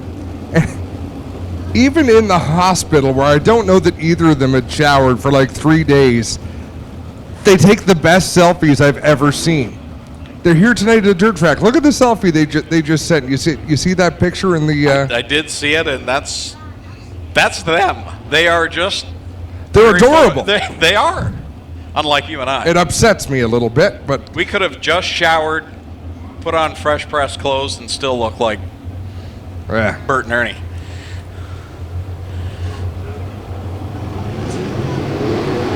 Green flag is out, and here comes Double D. Dustin Daggett makes it 3 wide into corner 1. Waste no time in getting to the bottom, and wow, what a move by Hebing around the outside. Turner makes a nice move as well. Challenges on the bottom. Here he goes wheel to wheel with Dustin Daggett. Daggett back to second. Mitch Brown with problems. Problems out of turn number 4 for the blue number 10 and Mitch Brown. Nice job by the competitors not to collect him, and he will make his way towards the pit area.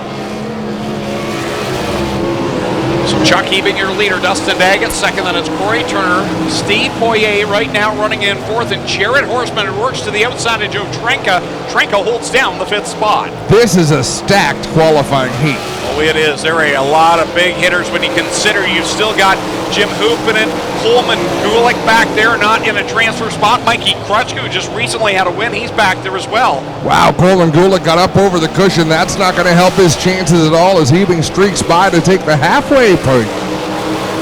Trenka moves to the inside of Steve Poirier now. That's the battle for the 4th position as Poirier slips back to 5th. Horseman, that's Max Stambaugh rather in the 17H. I knew I was going to do that tonight, but Max Stambaugh on the outside looking in. And Jim Hoopinen battling with him on the inside as the laps wind down.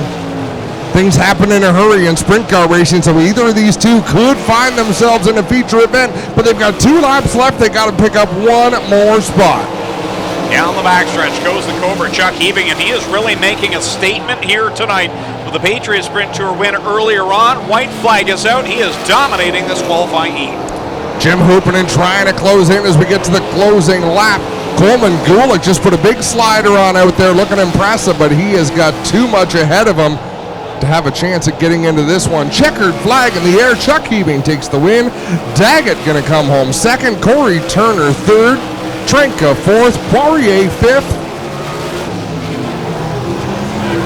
And some impressive drivers not going to make it. Hud Horseman, Max Stambaugh, Coleman Gulick, Mikey Krutchka.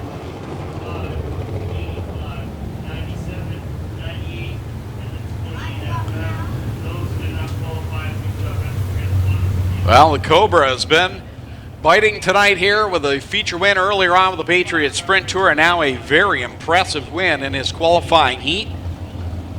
He will move on to the Twin 15s here tonight. 4 heats in the books, 2 still to come. Up next, heat race number 5 on the pole out of Oshweek in the Nitro 54 variety, number 15, Dan Nanakote. And alongside of him out of Wattage, New Jersey, in the Dave Franek Auto Sales 28F, it's Davey Franek. Going from 3rd out of Lowville, New York in the Westward Painting, number 3, it's Denny Peebles. And going from 4th out of Port Byron, the High Side Racewear 2 is Dave Axton. Going from spot number 5 out of Oswego, New York in the East Coast Seal Code 54 Junior, it's Steve Hutchison Jr. And going from 6th out of Brantford, Pennsylvania, the bundle of warmth 82, that's the Juice, Jared Zimbardi. Starting in 7th out of Brantford, the Hills Tire and Gas, number Little Bend 110, it's Jake Brown.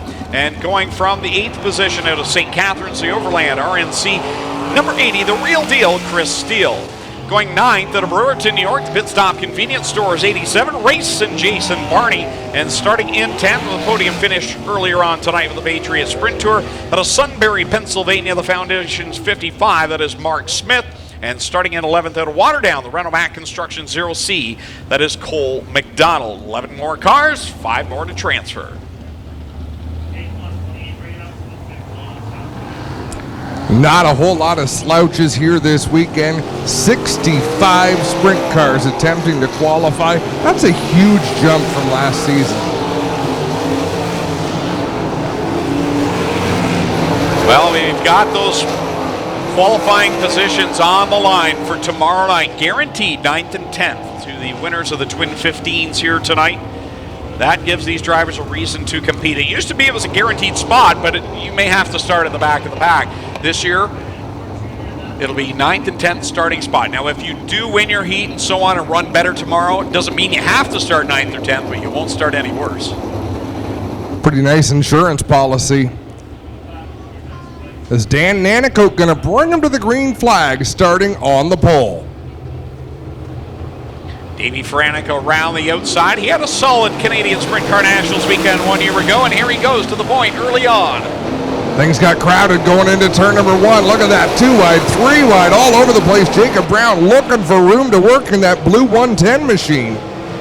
Off of corner 4, Franek leads, Nanakote in 2nd. That is side by side, the Juice, Jared Zimbardi, along with the 2 of Dave Axton. They thread the needle and get around the 15 of Nanakote. Wow. Slide job of 2 cars at the same time. Mark Smith aggressively moving through the field. And after starting all the way at the back, he is going to make some passing points for this. You know, I thought in the warm-up laps that the right rear seemed to be leaning over a little too far on Dan Nanakote. And as he comes off the corner, we'll keep an eye. But I think there's something definitely wrong on the right rear for Nanakote. Yeah, the car definitely doesn't look like it's standing up the way it should, but he's driving it pretty well. He's driving it well, but he's now slipped out of a transfer spot as Franek leads over Zimbardi, Smith, and Steele. And then you've got Dave Axton, the 5th and final transfer spot. Wow, and Jason Barney slid up and knocked wheels with Dan Nanakote. That could have been a whole lot worse. I think Nanakote might have a flat left rear tire on the go. Looks like both sides of the back end are squatting over. Davey Franek out in front of the Juice, Jared Zimbardi. Now he is running that top wing with a 35, and we were told earlier he might be in the 82, but he is under the 35 banner tonight, running in 2nd. The scoreboard showing 82.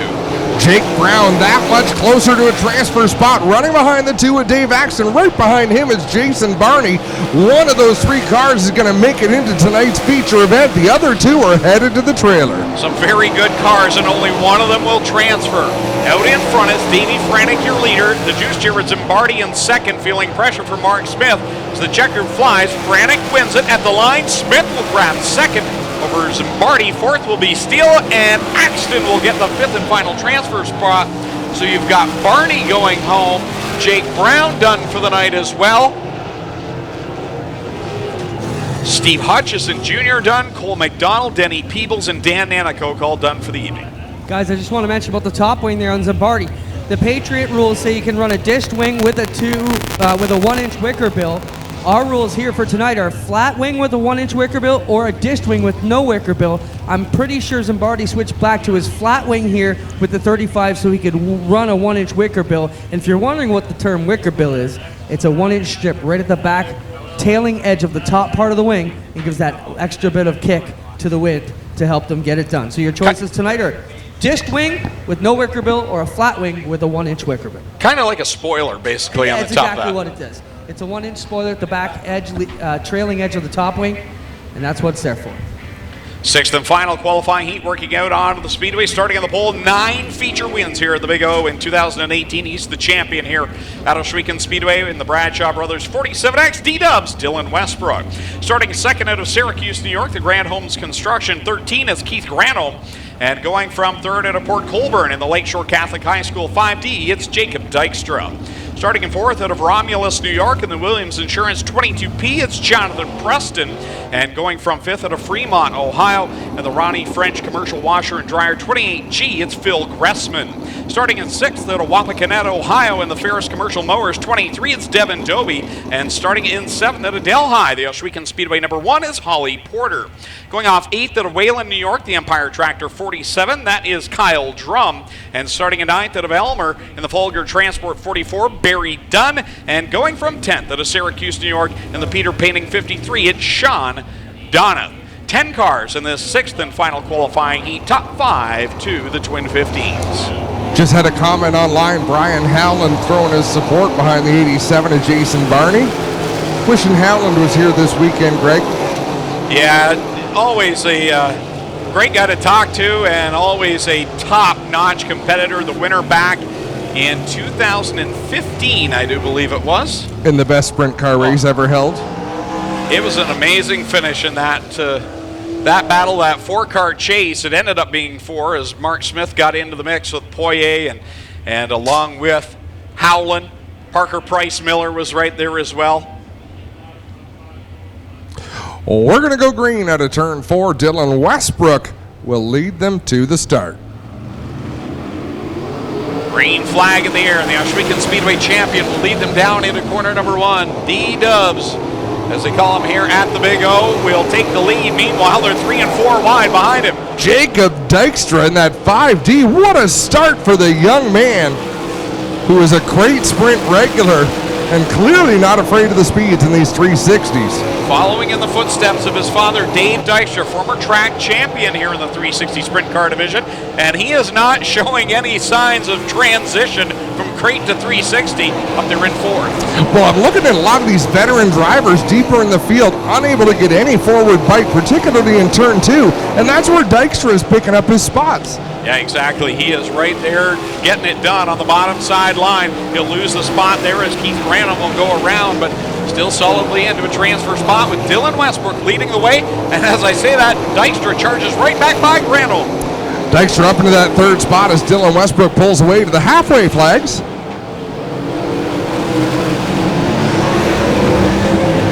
Phil Gressman in the 28, Kyle Drum in the 47. They got to make something happen. As I say that, Kyle Drum, that was a tight 360. Kyle Drum, another veteran in the 360 ranks. He's got some big wins under his belt. Remember seeing him take home some checkered flags down the Rolling Wheels Raceway back in the day, and he's right now way out of a transfer position after that spin. Donath just closed in a hurry to the 13 of Granholm. Swap some sliders with 2 laps to go. Phil Gressman in the 28 has the 5th spot, but look at that battle. Granholm has a problem in the 13. Something is not right. And the Folger Transport ride of Barry Dunn goes sideways in front of the leader. He'll gather it up. The caution flag will fly, with Dylan Westbrook checked out on the field and one around up in corner number 3, and it's 53 is Sean Donath.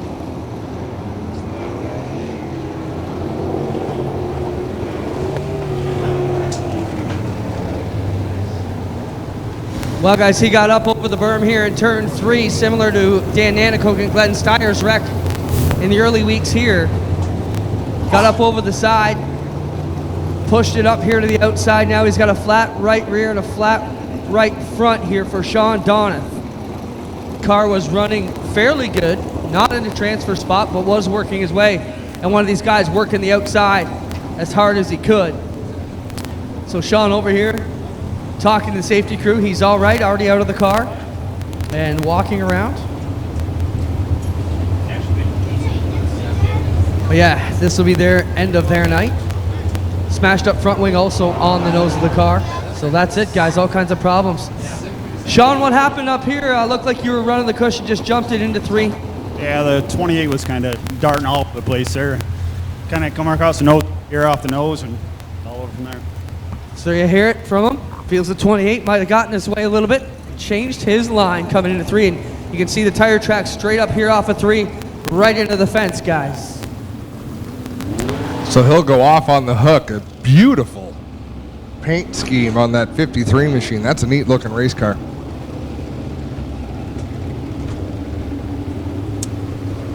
Sean Donath, one of those drivers that have been here for a long time with the Canadian Sprint Car Nationals. Not every single year. I believe it's down to Jared Zimbardi and Dustin Daggett are the only 2 that have made all 13 previous editions of this weekend. But Sean Donath is one of those names that's here continuously as we see the wall cam caught the slide off of corner number 3 and up into the fence area. Ooh, he did come to a pretty abrupt stop up there.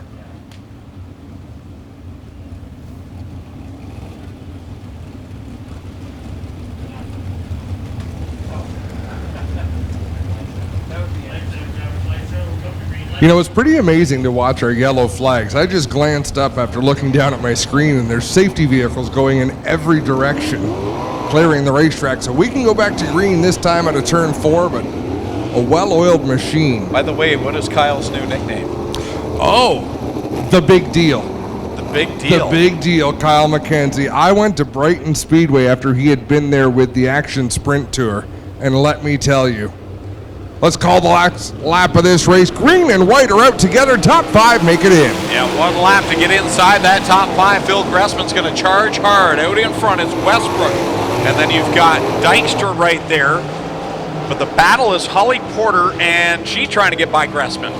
Holly Porter trying to make it in, and she will not. Holly Porter finishes 6th, the first car not to make it. Jacob Dykstra with a great run out there in the 5D. That was fun to watch. But down at Brighton Speedway, I was there a week after Kyle. I said, they were mesmerized. The officials were mesmerized. The scorers in the tower said, that flagman, he is a big deal. That he is. We're glad to have him here every Friday night.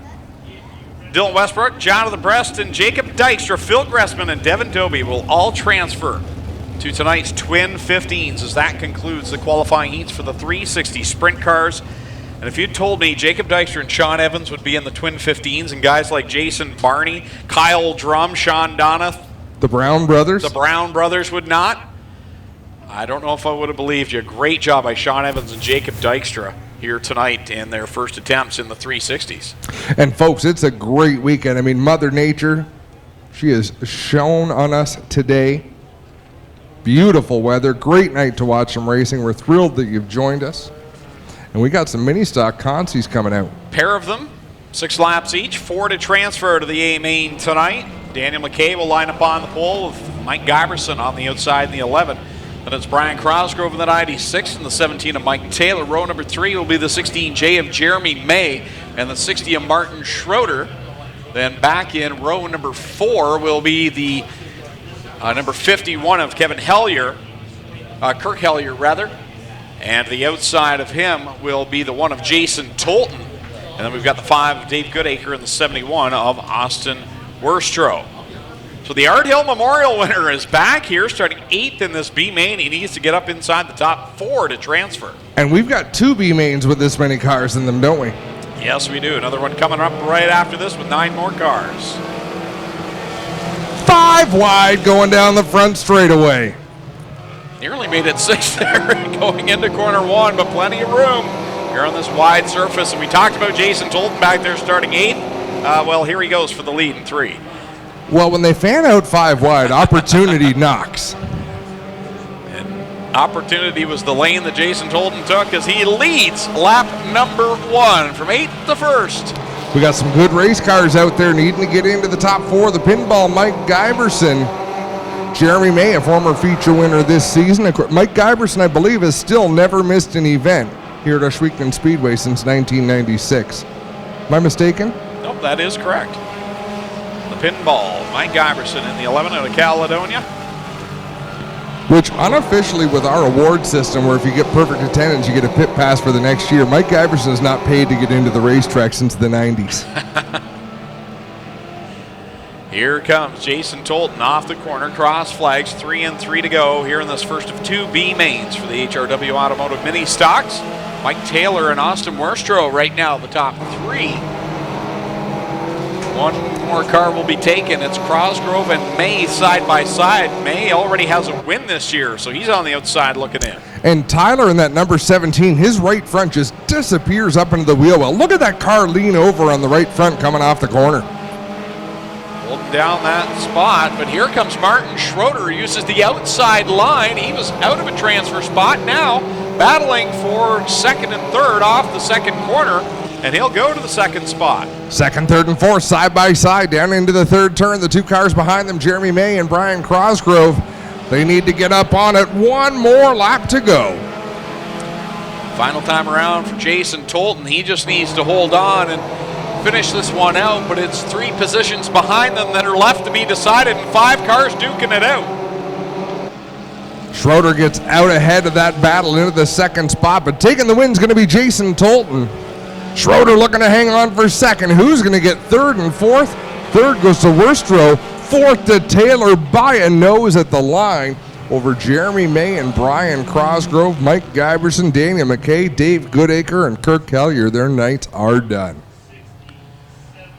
Jay Hill from the Burger Barn asked if I could do a shout out. Brad, Fran, and Christine are grilling for him over there, and they are serving out a ton of food for Burger Barn tonight over in the pits. So shout out to Brad, Fran, and Christine. The folks doing the serving of the food usually don't get to enjoy it as much as the rest of us, so we want to thank them, thank Burger Barn for bringing us this night before the Nationals as we get a zoom-in shot. The smoke is still rolling from under the tent over there. Plenty of meat being cooked up right now. B-main number 2. In fairness, does anyone get as much pleasure as we do Not really. out of free dinner? Delivered. Skip the dishes. It's Laura Hughes' new nickname. Oh, let me tell you about Skip the Dishes and the $800 I almost spent Thursday. We'll get to that in a minute. Jeff Elslager on the front row alongside Cody Somerville, Patrick Abramson on the inside of row 2 with Paul Longboat. Then you've got Tim DeBoer on the inside row number 3 alongside Barry Westman, Adam Plazik, and Tim Jameson back there in row 4, and Clinton Nichols will be the final car as the green flag comes out. 4 more to transfer, and I can't wait to find out how you almost spent $800 on Skip the Dishes. We'll get to it at the end of this qualifying heat. Well, not a heat, a consolation race as they're 3 wide for that second spot. Tim DeBoer in the 9 car losing that 4th position briefly down into turn 3. He's going to run the bottom. Everybody else higher on the racetrack, but here comes Clinton Nichols at the back of the field turning down the banking. And how about Adam Plazik in the 01? He's been very fast here on the few nights that he's raced with us this year. Former Bomber driver, best appearing last year in the final season for our Bomber division. Out in front is Paul Longboat over Cody Somerville, Patrick Abramson, and the side-by-side battle is about to be 3 or maybe 4 wide for the final transfer spot. You got Westman, Tim DeBoer, Jameson, and Plazik all there in the mix. What great battles. I mean, the mini stocks come out, especially when they come out after the sprint cars. Clearly, they are slower than a sprint car. But the battles we have in this class, if you can appreciate good, smooth race, well, sometimes smooth racing, you need to be smooth. Oh, and they get crossed up. Jameson into Westman, into Plazik. We got a bit of a yard sale down the front straightaway. I think Adam Plazik has had enough of that. He was going to go to the pits, but he'll stay on the racetrack as the yellow flies. So if you're on Facebook with me, you know that I just got a new truck. So the truck came out of Quebec, and on Thursday I get a text message from CIBC Bank, and I don't really pay attention to it because I was working. Then I get a phone call from an 800 number, and this is CIBC Bank. We've had some suspicious charges from your account. If you're interested to know what they are, press 1. And I almost just hung up thinking, yeah, it's got to be a truck payment, right? I thought, no, I'm going to call.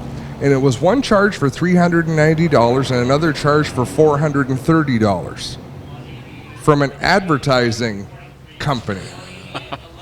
So I looked into it more, so I pushed the button to talk to a real person. They said, is it possible you just ordered $800 worth of food from Skip the Dishes?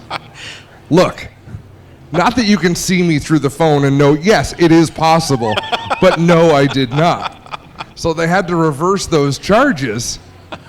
But they won't tell you. I'm hoping to eventually find out where they came from. It says from an unknown location. Well, guess what? If I order Skip the Dishes, I want to know where it's coming from. So if someone orders $800 worth of food on my tab, I'd appreciate knowing where it's originating, because if it's Burger Barn, I might accept it. It was from Brantford.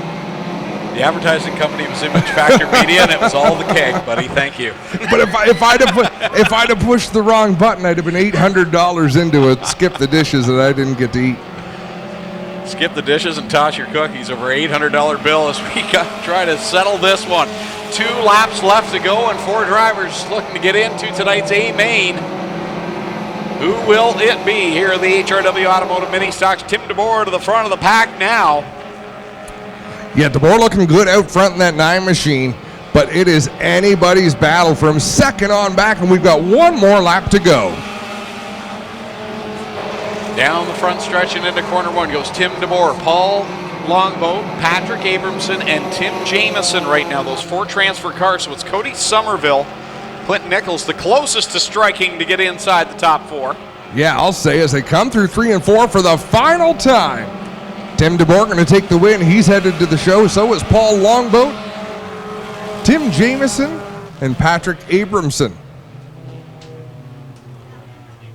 Cody Somerville, Clinton Nichols, Barry Westman, Jeff Elsiger, and Adam Plazik are done for the night. All right, so having a look, the Thunderstock feature lineup is in front of us. So that means no B main.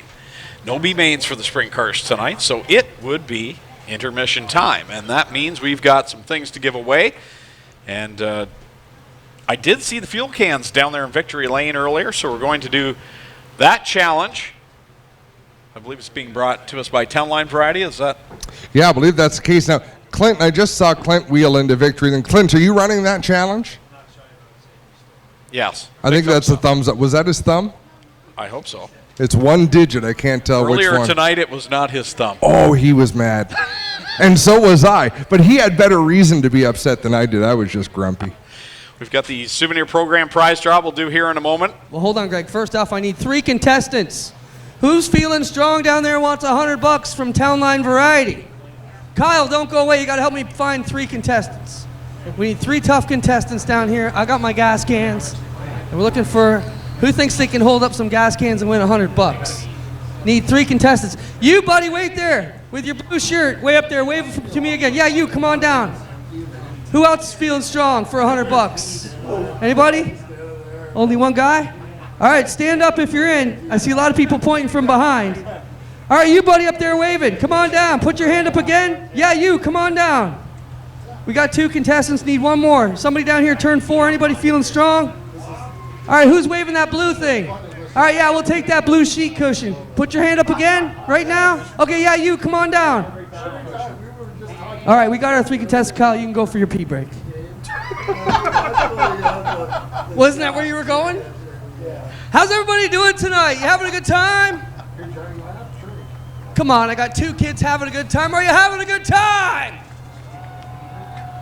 That's still pretty weak, but we'll go with it. All right, so what we got here is we got our Town Line Variety Gas Challenge. I got $100 in my pocket and another $100 for tomorrow. We're going to split it with some contestants. You guys seen this game before? All right, what's your name, buddy? Where are you from? Turn around so your friends at home can see you. Vince Gilchrist from Brantford. All right, Vince, what's your name? Adam Shirk from Port Colborne. Adam Shirk, I know you. We got our last contestant here, buddy. All right, what's your name, bud? Andrew. Where are you from? Guelph. All right, Andrew from Guelph. You'll be over here. All right? All right. Grab 2, grab 2, grab 2. All right, so all you junior contestants, step off to the side for me there, buddy, okay? So we can see what's going on. All right, here's what's going to happen. You guys got to hold them up like this. Like a T for as long as you can. And whoever holds them up the longest gets this $100 gift card I got in my pocket from Town Line Variety. Okay, you ready? Are you fans ready? All right, here we go. 3, 2, 1, lift them up and hold them out. Straight out, straight out, straight out. We need some Jeopardy music now if you got it. All right, they're feeling strong. Look at our buddy from Guelph. He's like, this is nothing. Nothing. All right, they'll start to get heavy. And as soon as you break the plane, Kyle will tell us if you're out. Our official. We'll just keep you guys here all night long. Town Line Variety, big supporters of the Hills Racing family and their team as well. And we'll see who can hold on the longest here. Are they getting heavy yet? No? Shirk says no. Getting heavy yet? No? Getting heavy yet? Oh yeah, he says. $100 is $100. That's right. It's a gift card. Oh, Mr. Guelph, you're weak in it. He's trying. Come on, fans, help him out. Oh, he's out. One down. You guys are closer to $100. Oh, look at now. He's showing off, Kyle. He's looking at him like, I got this, buddy. You ain't got nothing. All right. All right. Here we go. How you doing, Shirk? Hanging in there? He's all right. He's all right. All right. They're doing good. All right, these guys are tough, Kyle. I'd be crying already. Oh, Shirk's speaking. He's like, Adam Shirk's down. All right, here's our winner. What's your name again, buddy? Vince Gilchrist. From where? Brantford. All right, Vince from Brantford. Congrats, man. You know where Town Line Variety is. You get a Lucas Oil hat and a $100 gift card from our friends at Town Line Variety. Thank you very much for participating. And an Epic Racewear hat. Hey, how about a hit for all 3 of our contestants, ladies and gentlemen? We'll do this again tomorrow night for $100 from our friends at Town Line Variety. Once again, great deal. We'll turn up to you, Greg, to get our program winners going. Thanks, guys. All done.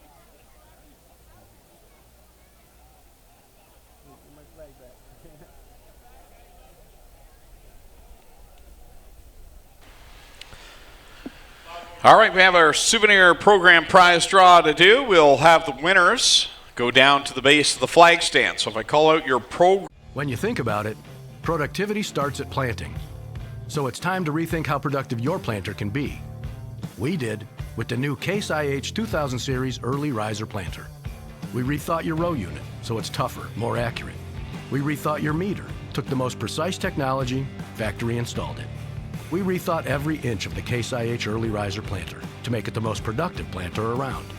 And if you think about it, that's exactly what you want. Keeping your pride and joy perfect is as easy as 1, 2, 3. Start with Slick Mist Speed Wax. Simply mist on and wipe off for a professional detailer shine. For your tires and trim, there's Lucas Slick Mist Tire and Trim Shine. Spray on and wipe off for better than new look. Then finish her with Lucas Slick Mist Interior Detailer. Just spray and wipe. Easy. Use Lucas Slick Mist Car Care products and she'll never look better. Fast, easy, and professional. Really, it's sort of like having an extra set of hands. Or 3.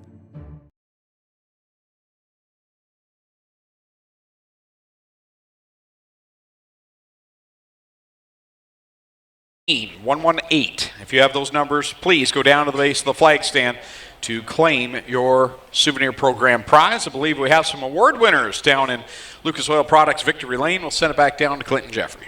Thanks, Greg. As we got a moment here, just want to welcome our 2018, and how many years in a row? 3 now? 4th year in a row champion in the Middleport Mechanical Thunderdogs. How about it for Dave Brewster Baker Bailey down here? Dave, in case you don't end up on the podium tonight, not trying to jinx you, just wanted to make sure we got your proper dues here tonight. 4th year as the champ, that's a pretty solid achievement. Yeah, it's pretty awesome. We plan on making it back here tonight. I think 3 out of the 4 years now we haven't made it back out here, so maybe this is a good sign. Let's talk about your crate experience last night for the Durnan team. Obviously, sprint car weekend here. The hot topic was that you were going to try it out. First off, what'd you think? Those guys are nuts. It ain't a street stock, that's for sure. It's way faster, and just wheeling one of them things in the corner without lifting is pretty tough. Now, you and I talked in an interview a couple years ago. You said they just don't race enough for you to want to get out of here. Your guy likes to race 3, 4, 5 times a week. The crates are starting to pick up. You still going to be back in Thunders. What's the thought going forward? I have no idea. Looks like we'll probably get in it tomorrow and see how that goes, but as far as next year goes, no idea. Congratulations, Dave. Another solid run, and good luck tonight as you try to cap off your 4th championship in a row. On a high note, you're already the champ. Congrats, man. Anybody you want to thank for another amazing season? Thanks. I got to thank Kunz and Chev. Those are guys that came on board with us this year. Mark over here at Jibs Action Sports. He's been with us pretty much from the start, so big thanks to him. Transaxle and Transport Sales and Service. You have it, Dave Bailey, his 4th championship in a row. Ladies and gentlemen, make him feel welcome. We see him down here on Victory Lane a lot. He grabbed his championship shake, and we will get ready to go back with the rest of tonight's program. Congratulations, Dave Bailey. We've got one more champion still to talk to this year, and that'll be crowned in tonight's HRW Automotive Mini Stock Feature. We already talked to Sean Evans last week, champion of the GMC Strickland Crates and the Action Sprint Tour. We also talked to Dylan Westbrook last week, and now Dave Bailey will find out who we'll be talking to tonight at the end of the HRW Automotive Mini Stock Feature. Up to you guys. We're just about ready for feature time. Thanks, Clint. Oh, Adam, one other thing I want to mention. One of our longtime employees is not doing too well. I want to send out our best to Sue Bell. There is a GoFundMe account that we will be sharing on our accounts and through the broadcast. So if you get a chance and feel generous, help out the Bell family. Sue is in the hospital, and she's fighting right now, so we want to give our best to Sue. Tina Stiers gave me a notice today, and she said, you know what? Nobody will ever beat their attendance record. 23 years, never missed a night at work. Amazing job by the Bell family. I want to send our best out to Sue and the family as she's recovering in hospital, Adam, and we'll get that GoFundMe account out to everybody right away.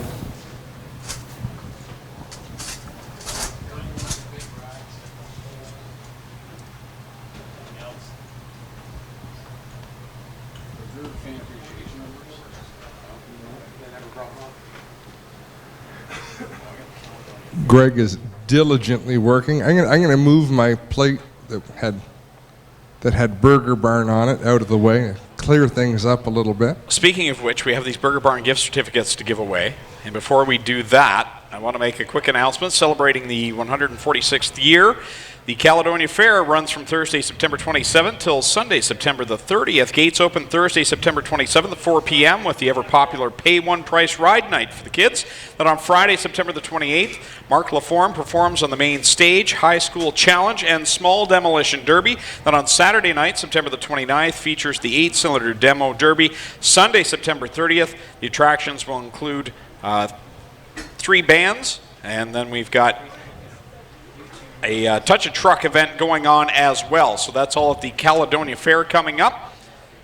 And that runs through Thursday, September 27th to Sunday, September the 30th. So for more information, you can go online for that, caledoniafair.ca. Plenty of going on all weekend long. Mark your calendars for the 146th edition of the Caledonia Fair. I wish a happy 50th wedding anniversary to Neil and Gail Leemry.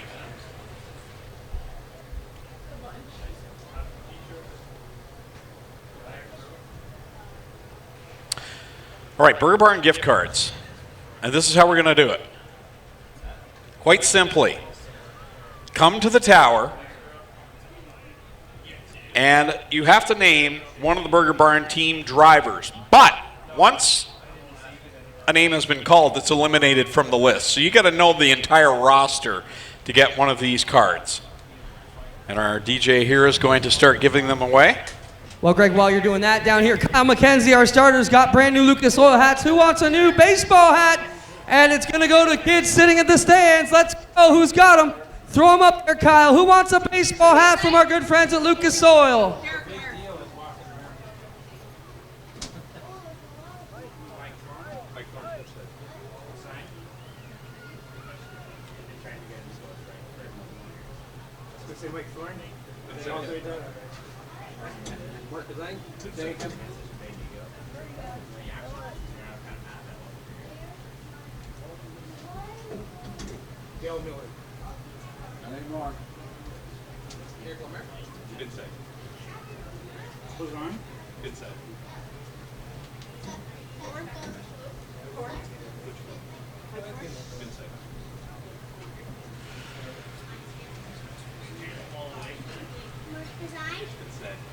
So Mark Bazine, Mike Thorne have already been said, as well as Derek Lemaire, and Kevin Thorne has been named, but we still have a couple more.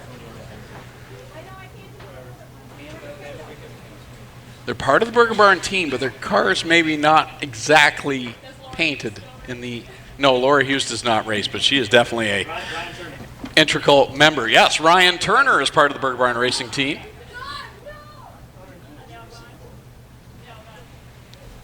There's two more I can think of. They're both driving Burger Barn cars. And I'll tell you, tonight is the first night that he's driven this Burger Barn car. The other one races on Thursday nights. Very good, very good.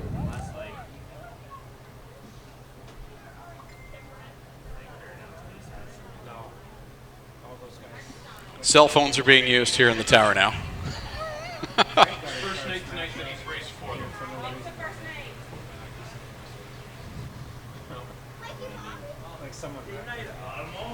There we go, Dane Nida. And that was it, last card, that is it. So congratulations to all those who won.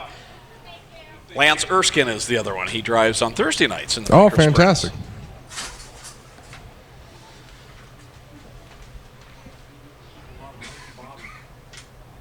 Yeah, there was a lot of Mikey Bobbies.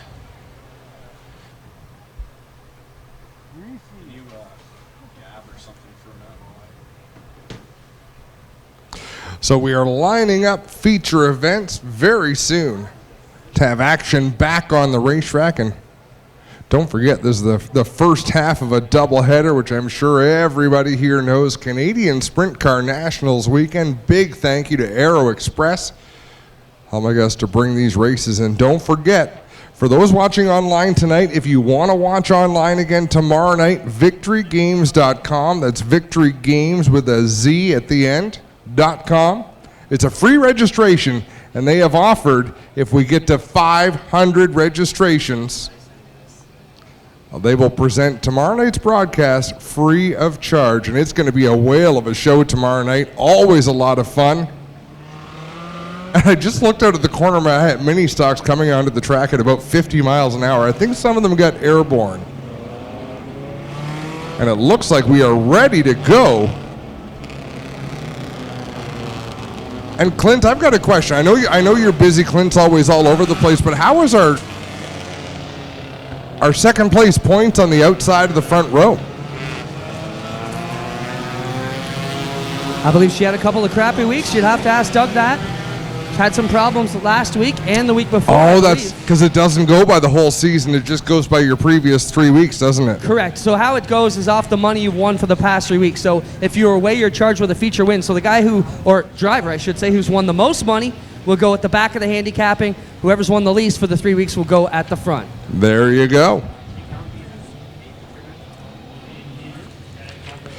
Troy, we want to see you out here next year. That's why we do it. That's why we do the broadcast. People watching at home impressed with the racing saying, going to look on the calendar and see what weekend works next season. Every Friday night, my friend, between May and September. You can't beat the action at Ohsweken Speedway. 15 laps for this feature, and the top two in points separated by just 10 markers, the 32 and the 2. Jillian Hills in the 32 trails by 10 markers behind the 2 of Matt Newell, who's back there mid-pack to start this one. Andy Reichman lines up on the pole alongside the 32 of Jillian Hills. Row number 2, the 4 of Wade Thorne, and the 54 of Christopher French. Row number 3, the 6 of Jason Dixon, and the 69 of Rob Twitchett. Row 4, Fabio Oliveri, and the 01 of Tristan De Silva will go off 8th. 9th, the 15 of Sean Iftati, and the 19 of Kyle Wirt. Row number 6, the 6X of Mike Sarantakis, and the 3 of Kevin Thorne. Row 7, the 23 of Dusty DeBoer, and the 21 of Jonathan Ayrton. Row number 8, the 2 of Matt Newell, the point leader, alongside the 265 of Mike Evers. Row number 9 made up of Zach Buchwald in the 10, and the 7C of Cole Hardy.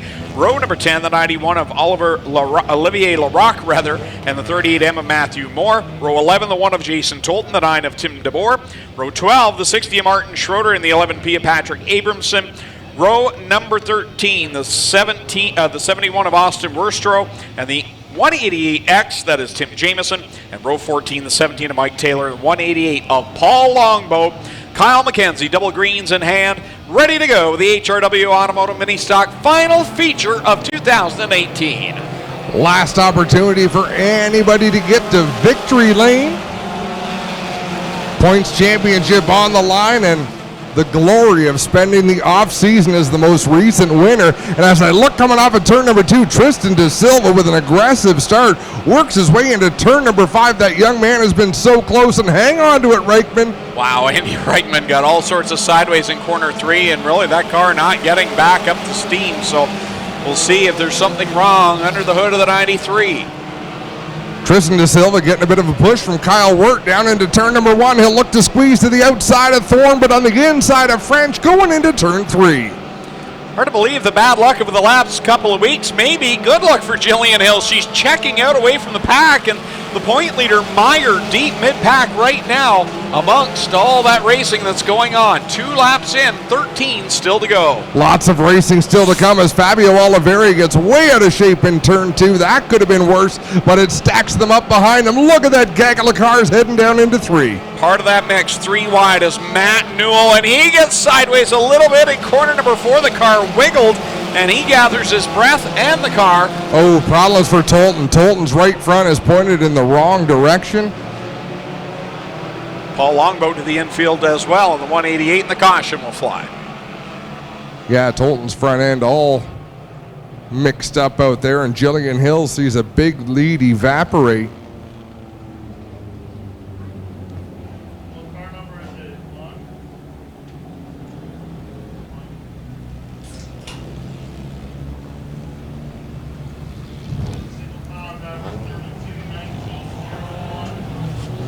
Not sure what's going on with Buchwald in that number 10 as he peels off down towards the infield. He might have some damage as well. Well, I was going to comment at it that I think he's the one that got together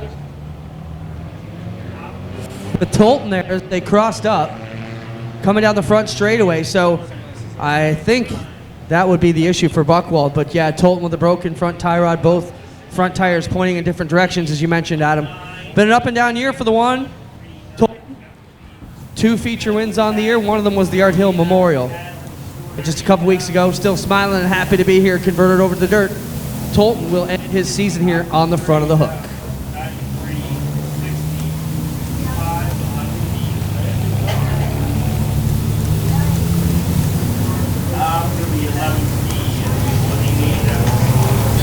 Jillian Hill's out in front right now. That's where she wants to be, and she wants to see Matt Newell stay about where he is so that she can walk away with the championship here tonight. Reminder 50-50 right now at 1650. 1650 in the 50-50 draws. So you can flag down those sellers in the pink t-shirts. So plenty of time to get in on the draw.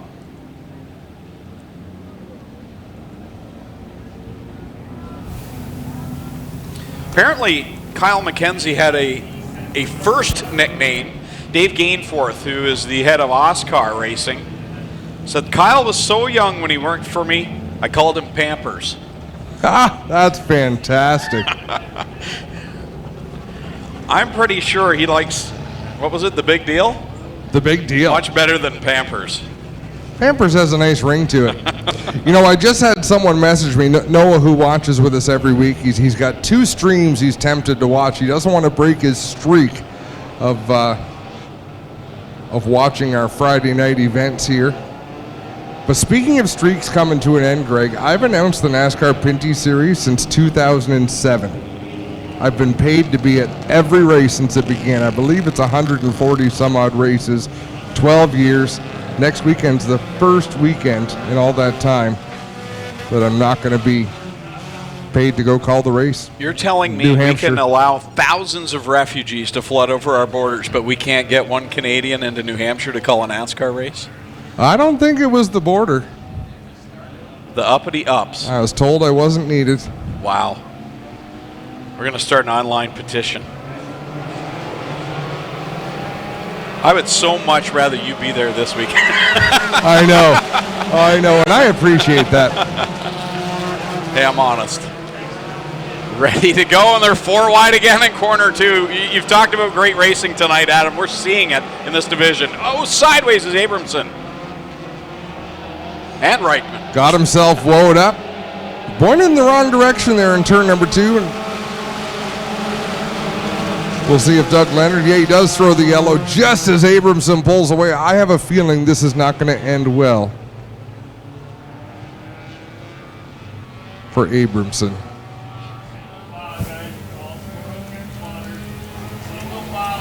Matt Newell picked up a couple of spots on that restart, so beginning to see the 32 of Jillian Hills and trying to gain some more points to stay at the top of the point standings. Just an interesting situation because usually the title contenders would start in similar positions, but like we've noted, Jillian had those rough weeks that cost her the points lead, but it helped her in a good starting spot here tonight in this feature. As we see the replay on the back stretch there. And Kevin tells me it's Fabio Oliveri's birthday. We got to give him a shout out. The driver of that number 16 car, near the top 5.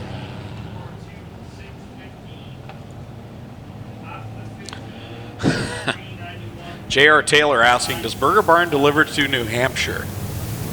We can't even get at him there, so I'm pretty sure we're not going to get a hamburger there.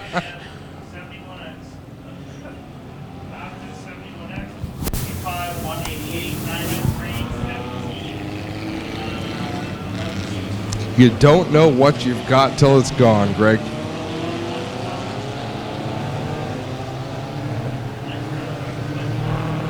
They'll find out. The race is Sunday? I think it's Saturday. I may still go. Tony from Pinty's has talked about going down. We may take a road trip. So that part of the street could stay alive, but I kind of like getting paid for being there. Green flag is out. Kyle Wirt jumps out in the top spot now as they go down into corner number 1 with 4 on the scoreboard and 11 left to go. Off of turn number 2, Matt Newell up into the 6th position, and then orange number 2, and oh, Sean Iftati is upside down off of the second turn. The car kicked sideways over, when he corrected it, it snapped back towards the wall. He got into the wall, and the car just... It was a relatively lazy flip because he got up on top of the wall and then it looked like he went from one concrete block to the next and the front end kind of caught and flopped him upside down as Sean Iftati chatting with the safety crew there. And when they got on the scene, the safety net was undone, which is usually a positive sign, and now he's crawling out from the 15, getting things unhooked. Yeah, I believe something caught up there as he attempts to get out of the car. And again, our safety crew is as good as they get. Now he's climbing back in. That's something we don't see a lot of. Well, guys, I'm not sure what he was looking for, but he's out under his own power, ladies and gentlemen, here on the back straightaway. Maybe he's auditioning for the Burger Barn team here, guys. Cheeseburger. That'd be a great fit. It really would be. And we make light of these situations, but the safety crew is great. The safety equipment is great. We're having a look at the replay right now. Our camera crew always seems to capture the moment. That was the previous incident with L. Sliger in the 11. Well, guys, I got him here on the back straightaway. Sean, the main thing is, how are you feeling? Feeling all right. Another flat, that's probably about, out of all the flats I've had during the year, that's probably number 33. Probably the worst one, too. Obviously, the car is going to be a little bit rough tonight, but you're all right. Season over. Did you have a good time with us here at Ush Weekend? I had a blast in my rookie season, pulling off a win, all that kind of stuff. I can't say anything better. Good thing it's the end of the year for this to happen. Well, there he is, ladies and gentlemen, one of our newcomers and one of the personalities we got here. How about it for Cheeseburger, Sean Iftati? And he's all right. 33 flat tires. His night ends upside down in the wall, and he says he couldn't have had a better time. Got out. Somebody Pointed get that in celebration. Cheeseburger. So heavily damaged here on the wall. It's going to go on the back of the flatbed. And that's another thing we don't talk about a lot, Clint, but we really should. To race in this mini stock division, you don't have to spend a fortune. you know, someone crashes like that in a sprint car and some of the other classes, you've lost tens of thousands of dollars. And I think part of the reason people are able to still smile is that they don't have their houses mortgaged to go and race a mini stock. You know, they've got quality safety equipment. We listen to the DeBoers all the time. So, you know, you can get cars from the junkyard, put the roll cage in them and go racing. And it's really, I don't want to say it's refreshing to hear. I'm not sure, what would the word be, Greg? But to hear these drivers get out and you know they're not going to cry the rest of the weekend because their investment is down. They'll be upset because they got upside down. It's cool to see the passion. No matter in the downtime, they're just that passionate about it that they're positive. And we'll have a look at this replay once again. Great shot. They were actually focused on Iftati. Maybe they saw the tire go down. And then he got up into the wall and then upside down. Great job again by the camera crew. Dave Steyer's up on the roof here. Greg Boydell over on the perch in corner number 2. Robert and the crew down in the booth. I don't believe Spencer's with us here tonight. Oh, I think Spencer is here now. Oh, okay. But they do a phenomenal job down in the war room. I haven't had a chance to get down there and see that yet, but And Dan Duville, I'll get in touch. If that's necessary, I'll definitely get in touch. He reached out with a room. And this is funny. This is what racing is all about. If they don't need you, maybe they don't need me. Uh-oh, Jim Bray, legendary car owner, comes into the tower offering moral support. He's a good guy, Greg. You get Jim Bray starting to tell stories about his life in racing. And I don't want to say his career in racing. I want to say his life in racing. He has seen a lot of things. he has. Just going to his shop and seeing the pictures on the wall is a story in itself. And going into his business and finding 0 computers. There are lots of pads of paper.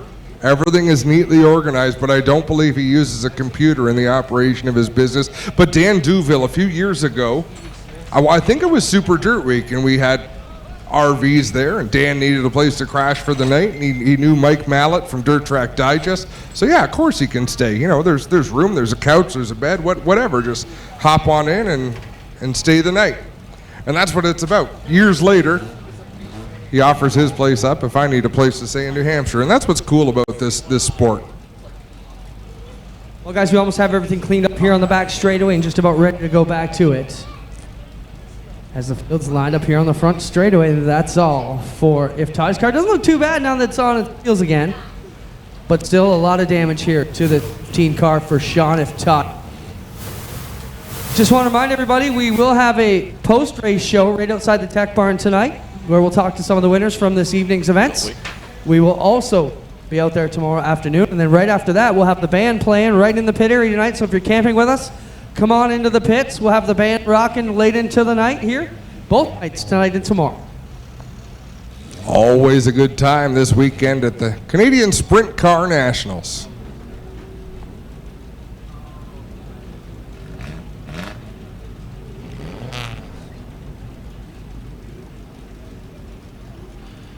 Well, the kitty litter being dumped on the track in the backstretch as Sean Iftati's machine takes the ride to the pit area, and we should be ready to go here in just a moment.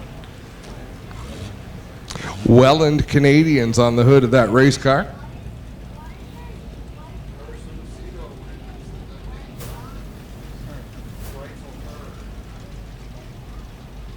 Plenty of tickets available for tomorrow night's 14th annual Aero Express Canadian Sprint Car Nationals, supercharged by Nitro Variety. And I believe there's still camping available too if you want to come. I know we've been getting messages. Is there still camping available? And I believe the answer is yes. The blue lot across the 5th concession there was still plenty of camping, or at least there was when I came in tonight. Blue lot special. Blue lot special at the Big K. Yes, there are spots still open over there, guys. Still lots of tickets. So if you're at home watching, wondering if you can come out tomorrow, come on down. We'll make it work. We'll get you in here somehow. Plenty of room for everybody here at the Big O.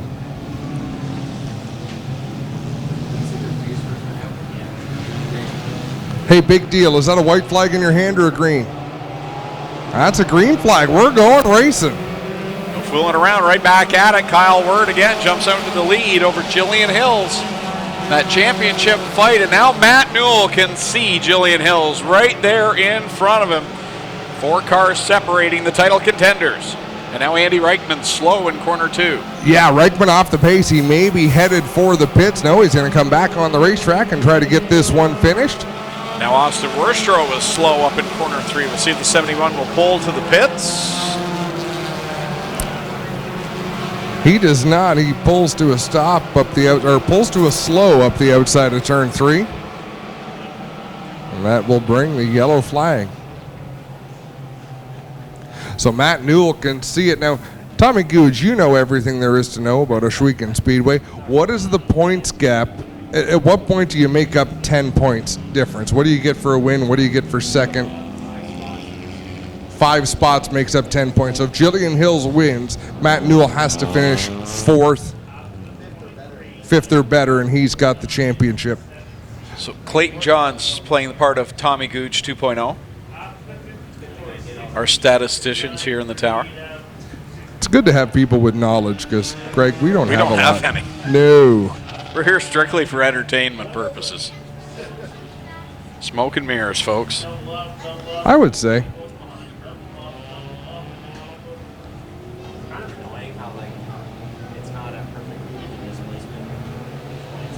White flag out.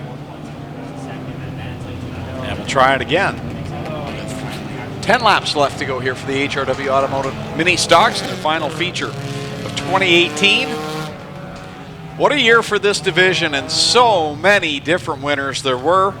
Jillian Hills, Kyle Wirt, Mike Sarantakos had a win this year. Matt Newell picked up a win. Dusty and Tim DeBoer had victories this year. I don't think we've ever seen a season with so much diversity in victory lane. Sean Iftati. Jeremy May, who didn't qualify for this feature, won one earlier this year. Jason Tolton. So much fun. Great year for this mini stock division, and here they go once again underway, and they fan out. This is why it's so entertaining. So much room on this track for these 4-cylinder cars to spread out and get a run. Kyle Wirt out in front, but Jillian Hills drag racing him down the back straightaways. We've got one stopped on the entrance to pit road. He's going to get going once again. Abramson gathers it back up. And Matt Newell is right in the hornet's nest, just ahead of the angry pack of race cars, but very susceptible. If something should happen, he almost got turned around in the last turn. Kyle Wirt leads the way over Jillian Hills, Mike Sarantakos, Jonathan Ayrton.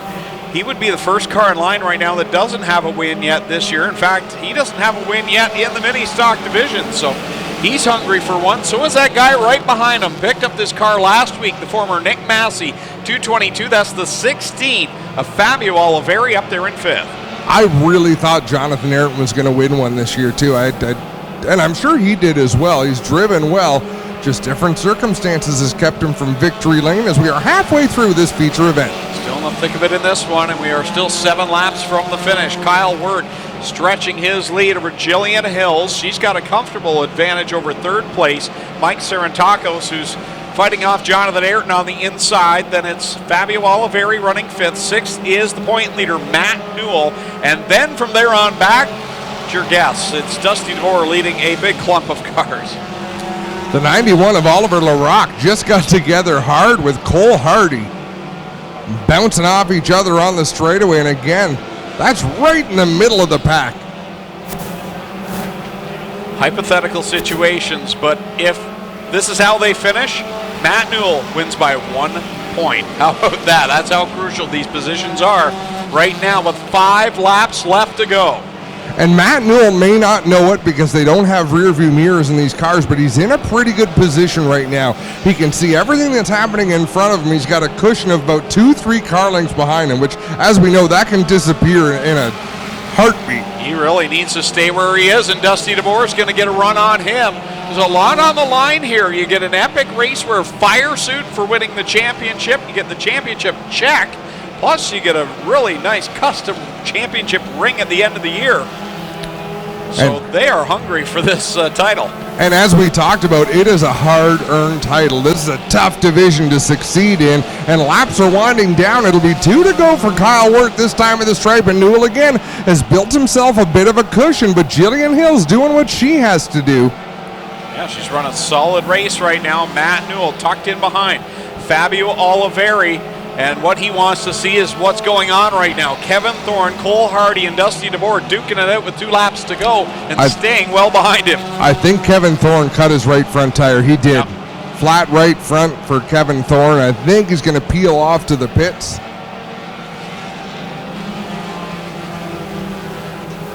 One more lap to go. This is it. Matt Newell leads the points by 1 point if they finish the way they are. Kyle Wirt with a little bit of lap traffic ahead of him, but a full straightaway lead over Jillian Hills.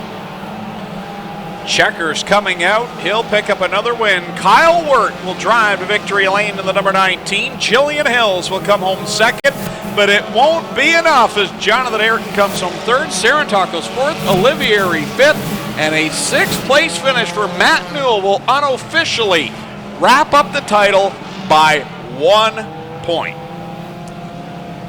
So exciting. And you know what? Jillian Hills and Matt Newell are 2 very pleasant people to be around. Absolutely are. And Clint's going to talk to both of them because I believe we're sending Matt Newell to victory lane, and Jillian Hills, of course, with the 2nd place finish, will be down there as well. And I think you'll find both of them just pleasant people, happy to be out here competing. When we're up here in the middle of the season and we're droning on about how every point counts, think about a night like tonight where it's 1 point the difference between Matt Newell picking up the championship over Jillian Hills. We'll send it down to Lucas Oil Products victory lane. Clinton Jeffrey will catch up with our winner, Kyle Wirt.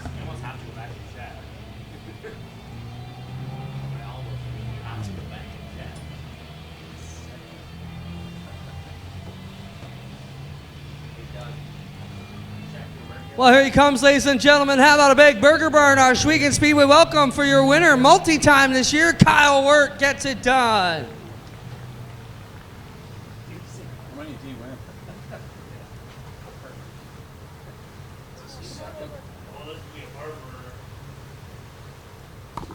Kyle, been a pretty good season for you. Grabbed a couple of feature wins here. I'm sure you're going to go off smiling into the off season here. 3 feature win stickers on the car. That's a pretty solid season. Yeah, I'm happy with it. Last 2 weeks been rough, but at least we know the car is going to be here. Talk about your season. Who helped you get here, bud?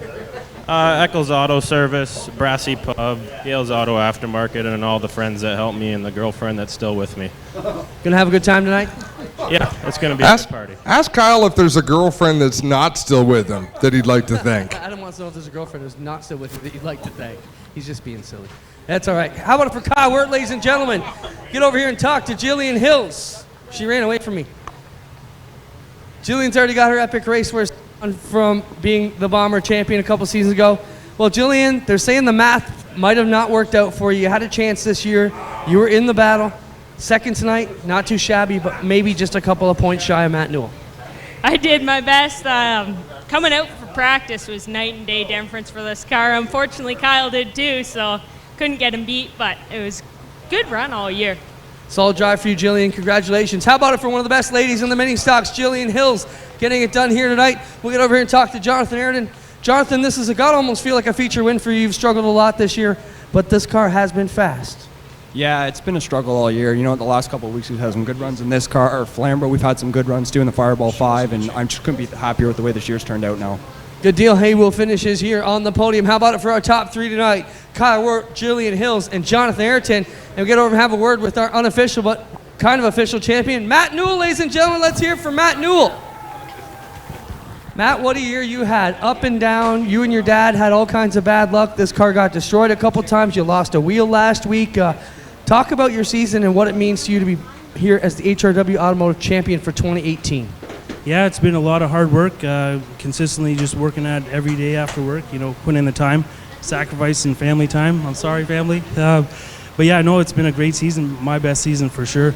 I knew I was within striking distance of Jillian, so I didn't want to push it and get too aggressive, get tangled up, so I just kind of bided my time and rolled into championship, hopefully, yeah. So. Eased into it. How about it, ladies and gentlemen? Matt Newell gets the championship banner up, and we'll throw it over to you guys as we get ready to go with the Middleport Mechanical Thunderstocks. How about for Matt Newell in tonight's top 3, ladies and gentlemen, your last chance to show the HRW Automotive Mini Stock drivers you like the entertainment they put on every week. How about it for the Mini Stocks, ladies and gentlemen?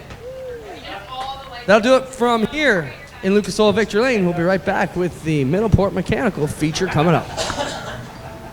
Congratulations to all of our mini stock competitors. It's been a great season, and we look forward to seeing you in 2019. Here's how they line up for the Middleport Mechanical Thunderstock feature event. On the pole out of Brantford, the shed in a day, number 13 is Casey Huffman. On the outside of row 1, from Caledonia, the Burger Barn, Ace 1 Construction, 21X is Mark Bazine. Starting third from Thorold, the Too Cool Automotive, Beamsville Fish and Chips, number 11 is Go Fast Teeple. On the outside of the second row from Keister Center, the DNS Automotive, number 28 is Jim Lampman. Starting fifth from Brantford, the Affordable Towing and Recovery, number 40 is Jade Liverance, and on the outside of the third row from Hamilton, the Club 54 Racing, number 26, it's Mike Ferguson. Starting seventh out of Caledonia, it's Lee Winger in the number 2, and outside him from Guelph, Tony Fraser in the 52. Starting ninth from Hagersville, the Nitro 54, Kendall Motor Oil, number 24, is Blake Bomberry Jr., and alongside him from Hamilton, the Club 54 Pro Fabrication, number 25, is Ken Sargent. Starting 11th from Jerseyville, the Advantage Electric, number 53, is Logan Schwedick, and starting 12th from Hagersville, the Timson Auto Value Mac Tools, number 23, is Trevor DeBoer. Starting 13th from Caledonia, the Club 54, number 8 is Ryan Dinning, and to his outside from Harley, the 37H is Rob Hoskins. Starting 15th in the 11X, it's Sam Iftati, and starting 16th from Victoria, the RK Automotive, number 84 RK, Ryan Beagle. Starting 17th from Hagersville, the Gibbs Action Sports Window Works, number 49 is Dave Bailey. Starting 18th, the number 1 in the Strickland's GMC, number 1 is Randy Hollingshead. Starting 19th from Hagersville, the Highland Tire Club 54 Tobacco, number 7 is Jason Longaro, and to his outside, the 72T is Tanner Podwinski. The 6R is Jeff Rulifs. The 28D is Donnie and Lampman out of Keister Center. Car number 4 from Simcoe, the Extreme Liners Expert Auto Clinic, A1 Car Care number 4 is Aaron Rowitsky, and in the 74, it's Steve Vandersdam. The 46 is from Canfield. The Bodyline sponsored machine is Kevin Pauls, and to his outside, the 14L is Johnny Lowenberg. The 93 comes from Six Nations. The Miller Electric sponsored entry of Melissa Miller. Kyle Andrus drives the 18, and the 39 bringing up the rear is Kevin Delore. That's how they'll line up for the Thunderstock feature event.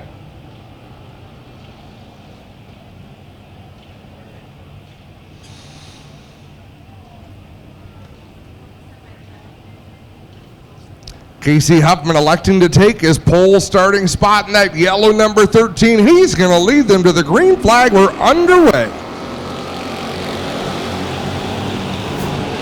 Off to the bottom of 1 will go Huffman around the outsides to the Burger Barn 21X of Mark Bazine, and they're fanning out behind them as they hit the back straightaway. Jim Lampman with a good run as well to the outside in that black and orange number 28. He'll head up to the cushion in 3 and 4 and try to close in on Mark Bazine. Fraser with the Mac Demand move. He'll jump the cushion in turn 3. And now back to the inside. Look at Teeple. He's got the back panel hanging up there, up in the air like a big piece of antenna off the back end of the Teeple 11. Yeah, the bodywork on the Teeple number 11, it's been flying wild for about the last month of this season, if I'm not mistaken. 2 Camaros up front. Mark Bazine with about a 3-car length lead, but Lampman better to the bottom here, and he'll make up some ground for the middle 1 and 2. Teeple wags the tail up across the nose of DeBoer, who will point it down low on the inside. That was a nice move by Trevor DeBoer to get to the bottom, or get to the middle at the 23, but point that car down the racetrack, keep his momentum, and take that position. Now Mike Ferguson gets around in the 26, and Blake Bomberry to the inside to Go Fast Teeple. Ken Sargent, we talked about his trials last night, broke the axle, tore up the whole rear end of the car. The right rear fender was missing and everything. They got it back together, and he's running inside the top 3 now, but Trevor DeBoer working on the inside quarter here of Ken Sargent. DeBoer looking for that 3rd position. The top 2 have driven away a little bit from the rest of the field. It's deep in the field. Dave Bailey struggling to make up spots here in the early going, and that Brewster Baker number 49. He's way down on the inside. You can see 2 lanes up in that red number 84. Ryan Beagle starting to make a little bit of progress, but he gets into it with Tony Fraser, and he'll head up the bank and lose a handful of spots. Yeah, tough break there as he could not get to the outside of the Fraser 52. He'll try again here on the outside of turn 1 and 2, but back to the front straightaway. It'll be turn 3, I should say. Mark Bazine with a big lead in the 21X as Lampman trying to hold off DeBoer, and they nearly got together in the middle of 3. Yeah, DeBoer drove it down into the corner. The car just would not stick. He lost the front end, and it slid up the track. He was able to avoid Lampman as Mark Bazine gets up over the banking, and look at this. We got a battle for the lead. Whoa, trouble.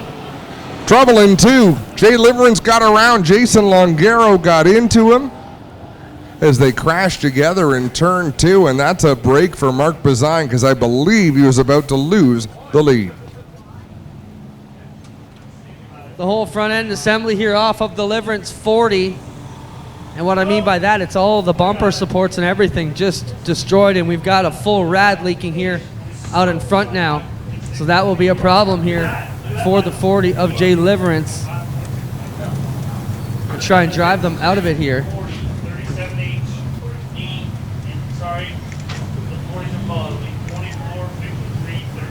Yeah, they popped the rad here in the Liverance car, Adam, so he is going to have a problem here.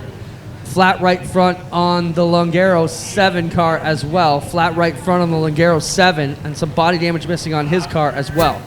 Yeah, I'd be a little surprised if either of those cars are able to continue. Well, obviously with the rad out of the 40, he's done, but Longaro slid in there pretty hard with a vulnerable part of the race car, the right front corner.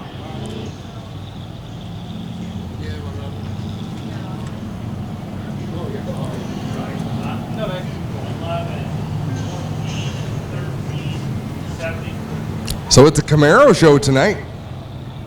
Yeah, both running very good. Wow. I just looked back through the lineup. Mark Bazine, Jim Lampman, Trevor DeBoer, Ken Sargent, Mike Ferguson, Blake Bombury, Logan Schwedick, Rob Hoskins, Ryan Dinning, Tony Fraser. Fighting for the non-Camaros out there.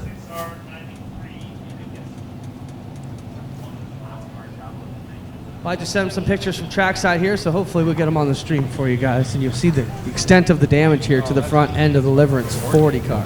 That's crazy, Clint. What happened to our field of Thunder cars? We used to have some, Christopher Hale's been lighting it up in a metric car, but it is Camaro night.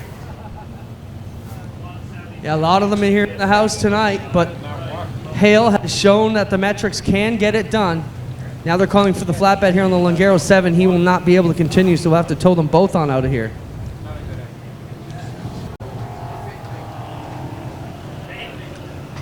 So we'll take a moment here. Don't forget, ladies and gentlemen, sign up to Victory Games with the Z.com. Victory Games, the newest online casino here. Looking for 500 people to sign up by tomorrow to get the broadcast for free.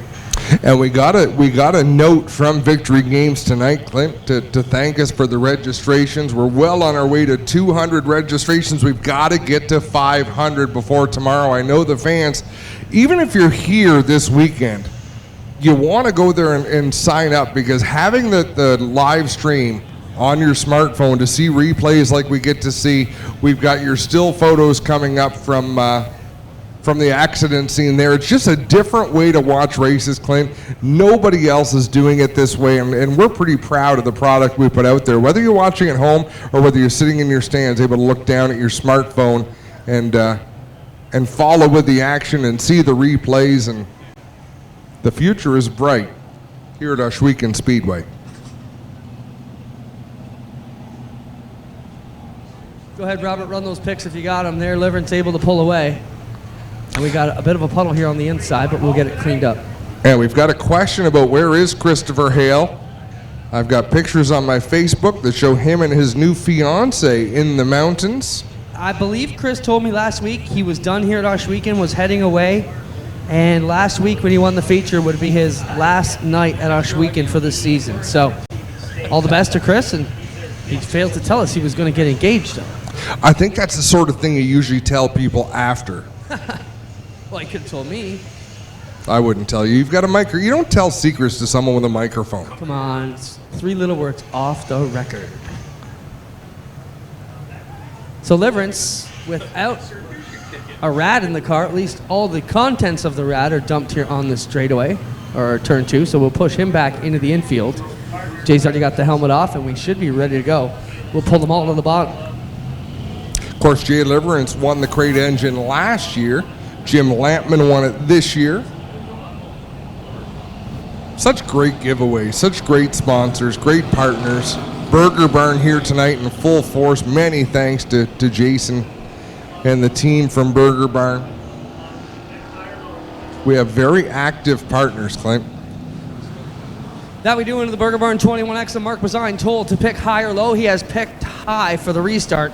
So watch for the 21X to launch it to the outside of turn number 1. Is that a limousine bus that's just leaving the pits? Quite possibly could be. We've got some amazing vehicles camping with us this weekend. No kidding.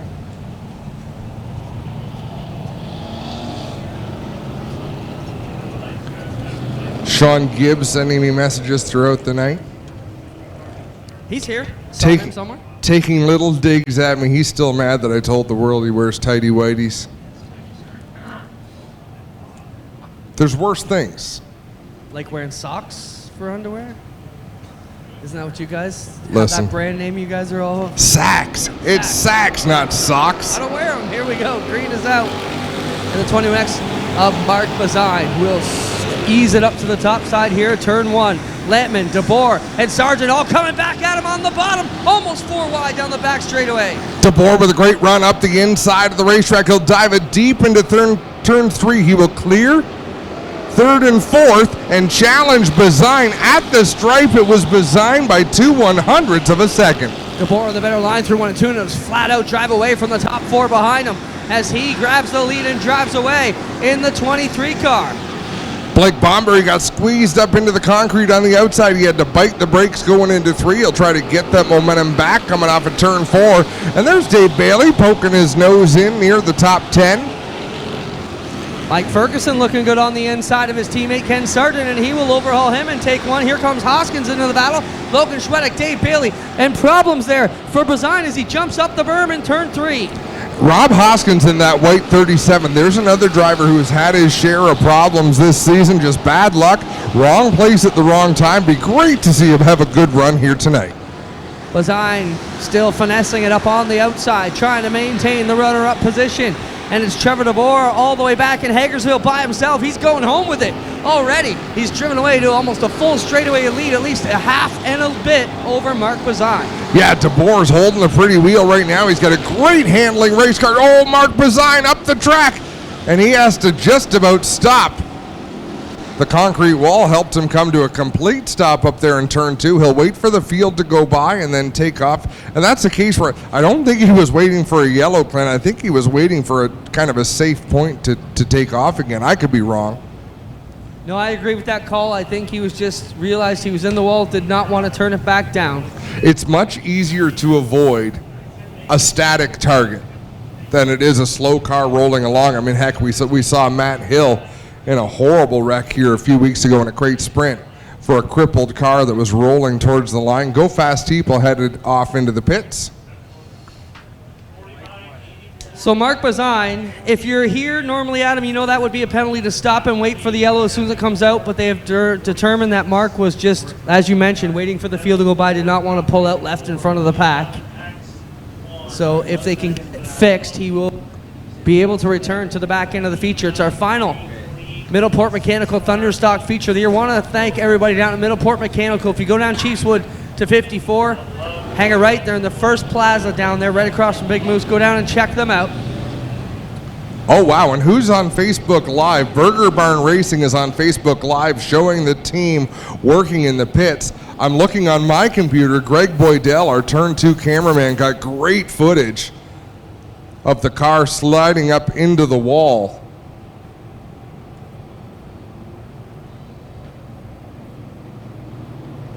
So if you're on Facebook, jump over to, well, if you're on our Facebook, you're seeing a great view of Bazine get into the concrete. If you happen to be on Burger Barn's page, you see them bolting the the wheels on the race car, and he is rolling back towards the racetrack. Nice job by the Burger Barn crew to get Mark Bazine. That might have been a mistake there. Mark Bazine rolling onto the racetrack. He is now 2/3 of a lap down. Yeah, probably should have waited. Let the field go by. Here we come. Green is out. We're on it. And as they roll back to it, Trevor DeBoer will lead them off with Sargent on the inside as the field gangs up behind them. Blake Bomberry with a good run up the outside. Who wouldn't be pleased to see Blake Bomberry put it in victory lane or even on the podium? Get to the front straightaway. He has supported this racetrack for a long, long time, and he's been picking up speed all year long. Had some fuel issues, had problems with the fuel filter clogged through the middle portion of the season, got it sorted out, and looking good now. Also, wanting to do good for his sponsor, Nitro 54. It's a huge weekend for Dan Anacoke and his associates this weekend. For sure. Mike Ferguson quick too tonight in that 26 machine. That car's going to be raffled off if I read correctly on Facebook. With a trailer even, so everything you need to go to the racetrack. Turnkey racing operation. As Rob Hoskins looks to the inside, he backs up the corner, checks up, and then he'll power off at turn number 4. But Mike Ferguson with a slightly better run. Mark Bazine praying for a yellow here so he can tag the back end up the field and maybe pick off a couple of positions. We got 13 on the board. Working on lap 14 as the leader comes off turn 4. It'll be 6 to go for Trevor DeBoer. Rob Hoskins now heads to the outside of the racetrack to try to pick up some momentum out there in the 37H. Just behind him is Dave Bailey. Oh, we've got one sideways in turn 2. How did I not see that? Even as Greg was pointing, I figured he saw a cheeseburger or something. Andrus in the 18 car. Twisted around on the bottom of turn number 2. Big break for Mark Bazine. He will now have 6 laps to try and make up some ground from the back of the field. Trevor DeBoer, what a run for him. Where's my DeBoer cheering section? I know you guys are out there.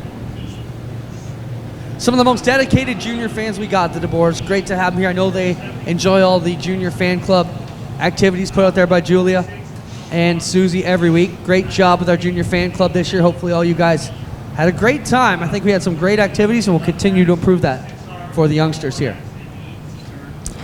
The other thing that we're quite proud of, Adam, we had autograph sessions the last 3 weeks behind the grandstands. I think we need to investigate that a bit more going forward. You know what? Because I really, this won't be popular, but I've always disliked the autograph sessions because it's so hard to get people on and off the front straightaway safely.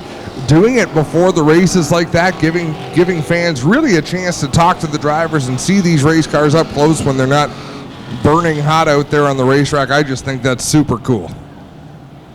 Agreed. It's been a great reception here, and we'll talk about that going into next season. Here we go. We got 2 tough Camaros on the front row. Trevor DeBoer trying to pick up where he left off for 6 more laps. Can he wheel this one back up to the lead? Just had. Solid restart for DeBoer. He'll lead the way down into 1 and 2. Right behind him, though, is Rob Hoskins and Mike Ferguson. They come close to making contact. Dave Bailey, the champ, right there on the inside, and they'll open up the bottom. Hoskins gives the lane to the 49, cannot make it work. DeBoer with an 8-car length lead out front again, but here comes Rob Hoskins. Rob Hoskins, the right front of that 37, looks to really be leaning inward at the top. A lot of camber in the right front of that race car, so hopefully it's designed that way and not something failing on that machine. Either way, whatever it is, it's running good for him, but as we talk about him, Ferguson trying to sell some raffle tickets for that Club 54 Killer Bees 26 as it's running excellent tonight. Blake Bomberry in that 4th position in the purple number 24, closing in on a podium spot as they duke it out. Hoskins rubs up the 26 of Mike Ferguson. He'll take over the 2nd spot. Bomberry is all over the back end, Adam. Good call.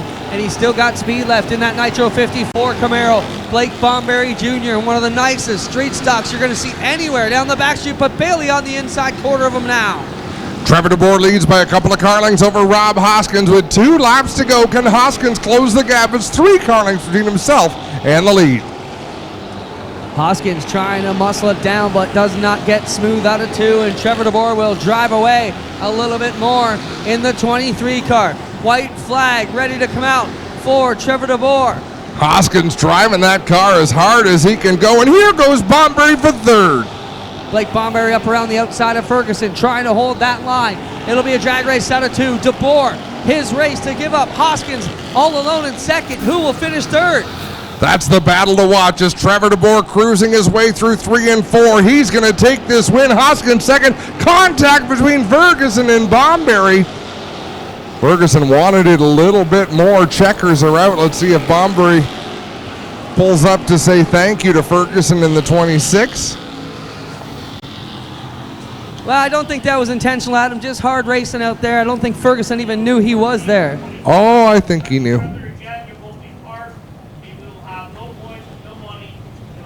And Bomberry giving a little bit of a swerve. Doug Leonard scolding him. Hey, it's the last night of the year. That's it, 8. You're done. 8 scored last. I told you not to. You didn't have to. Oh, Doug Leonard was scolding Ryan Dinning. I wasn't even watching that. Well, he came on the radio, told Sargent and the 14 to lay off each other. Then the teammate of Dinning jumped in there. He told him to lay off, and Dinning took a poke, so he will go tail for that as well, according to race control. Trevor DeBoer down here. He wants the checkered flag. And DeBoer going to take Dale's checkered flag for a quick lap here. I love it. A Polish victory lap by Trevor DeBoer in the 23. Don't hit the pace truck.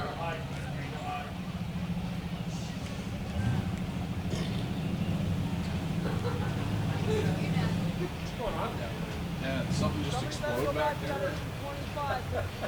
Post-race set just caught fire. That was 3 cheers. Gravel.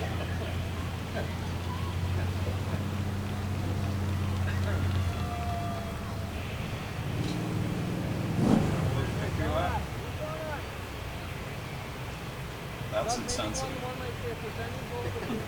No, it isn't. We'll have prevail back there. If there's any issues back from the pits, that will be severe penalties. Well, Trevor DeBoer brings the auto value, Caledonia Auto Supply, number 23 here to Lucas Oil Victory Lane.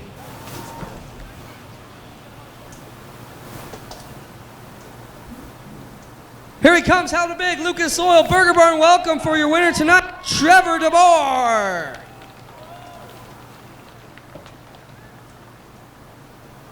Trevor, what a drive tonight. Your car was flying tonight. Even on those restarts, you got back out and made the most of it. Talk about what it means to win the final race of the season.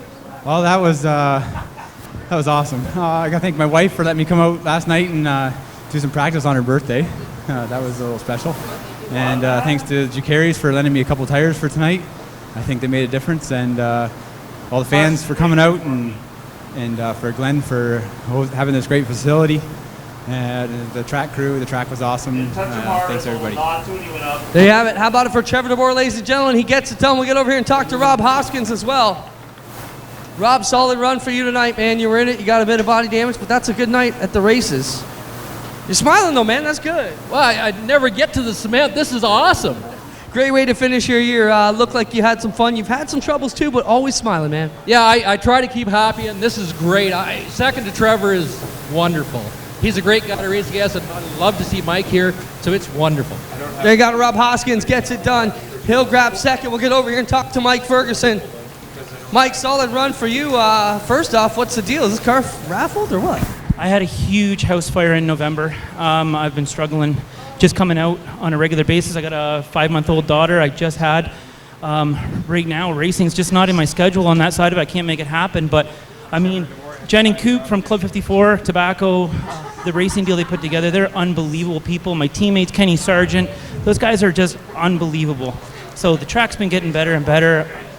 This is my second year out running ever, and I loved it. It was awesome. Time to pass on a great car to somebody who can really make the wheels roll off of it. I finally got on the podium, first time in my life. All right, we'll share it for you. How about it for Mike Ferguson, ladies and gentlemen? First time on the podium, great run. And he's going to pack it in. You can buy this car or at least a ticket to get it raffled off. We'll get in here and do our 50-50 right after this one. All right, we need somebody to reach in here and pull one out. Caitlin, reach in there and pull out a winning number. That's the number? Oh, sorry, just being smart. 218250. 21, 8250. You got to read it out. 36833. Read it out there. 36833. Good job, Miss DeBoer. And how about it? Over $2,000 if you've got that 50-50 ticket down here. Come on down and get them. And that'll be it. How about a hand for our top three tonight? Trevor DeBoer, Rob Hoskins, and Mike Ferguson in their final Middleport Mechanical Thunder feature of 2018. I want to thank Middleport Mechanical for all their support in this amazing division. Just to mention, Adam, we are into a 3-year deal with all our sponsors, so these divisions are going to be strong for a while. Clint, we're talking about doing more and more with video. There's going to be a lot of videos put out through the off season. This victory lane, from Trevor DeBoer's Polish victory lap to those 3 interviews, might be my favorite victory lane of the year. Have we seen 3 more genuinely happy people? Rob Hoskins, whose season has been awful.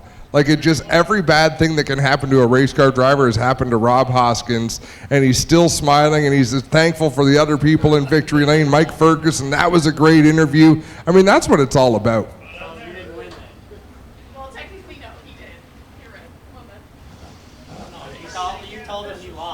Well, we have an amazing story, Adam. We just told you about our longtime employee, Sue Bell, who isn't doing too well. She's recovering in hospital. And her daughter, Sherry, who's been a longtime employee here, just won the 50-50. Congratulations, Sherry. Great job. All the best to you and your mom and dad. And what a cool story. Doug just read it for me. He said, what was that number? Yeah, Sherry got it and picked it up. Congratulations, Sherry. All the best to your mom and dad. And give your mom a hug for us. We love her. Wish she could be here with us.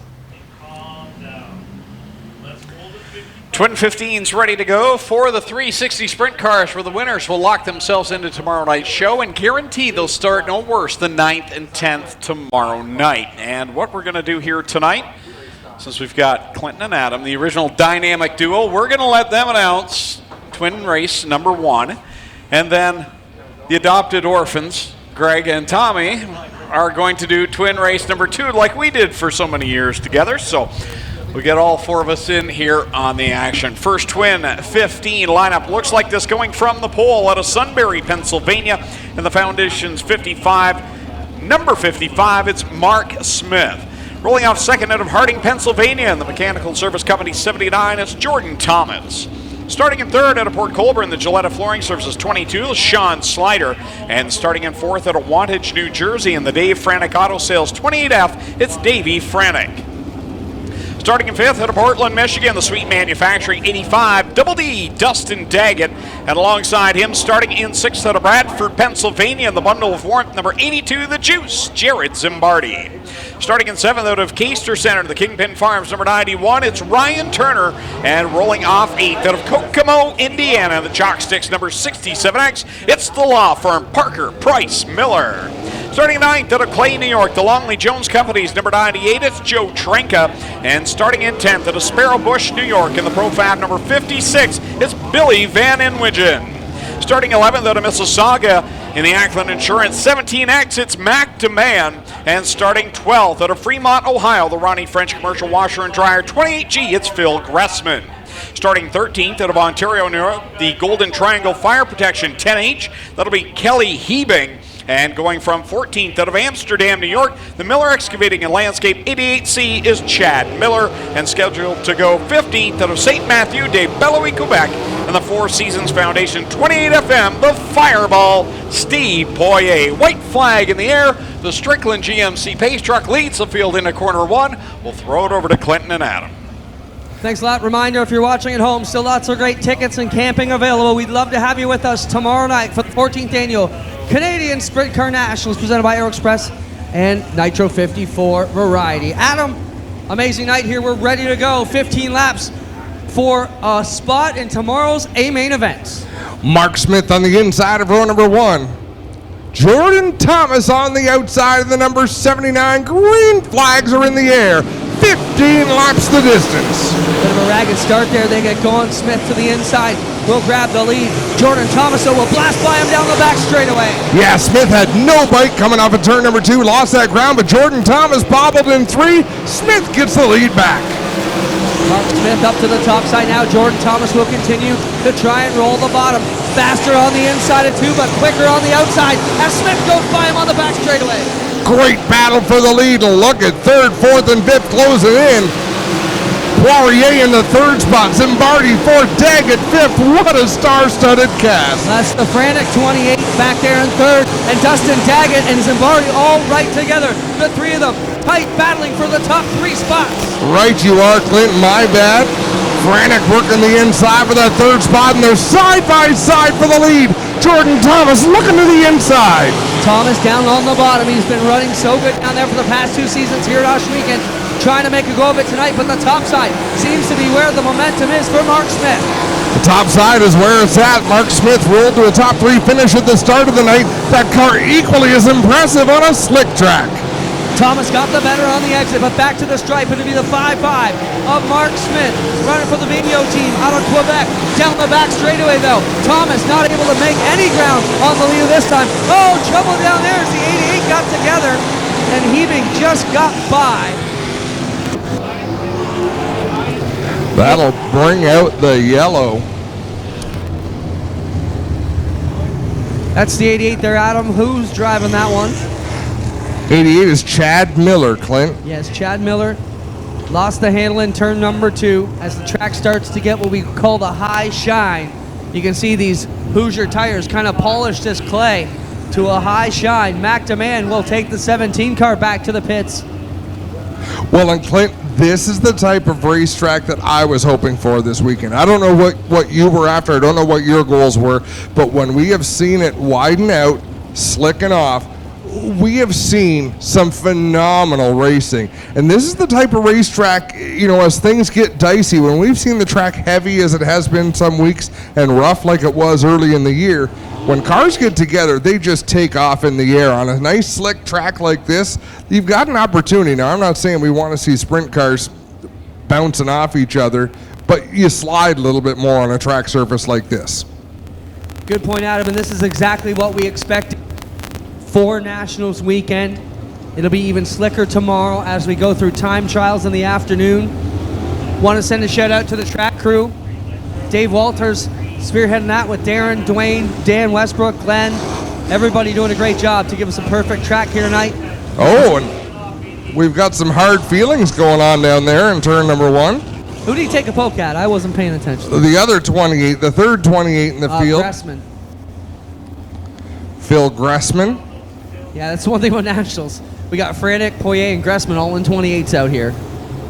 In that order. Here they come off turn number 4. Super slow pace for Smith.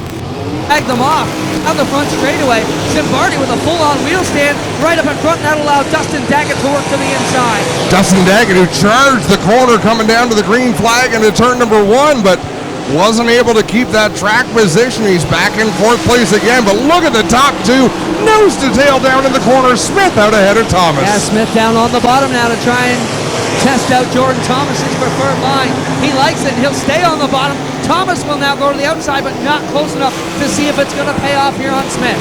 Plenty of racing still to come. Next time by, it'll be halfway, 8 laps down, 7 laps to go.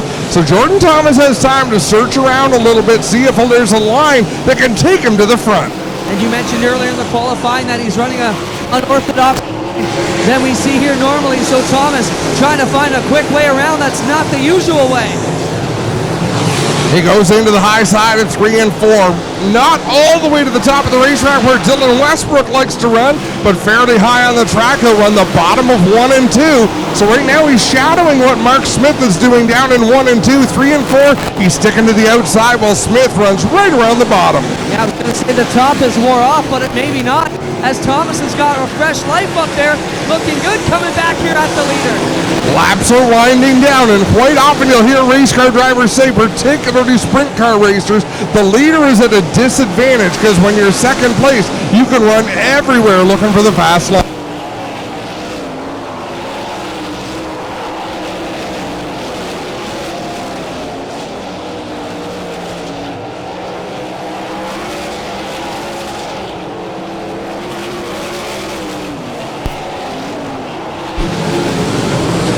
It'll be 2 laps to go this time by for the race leader.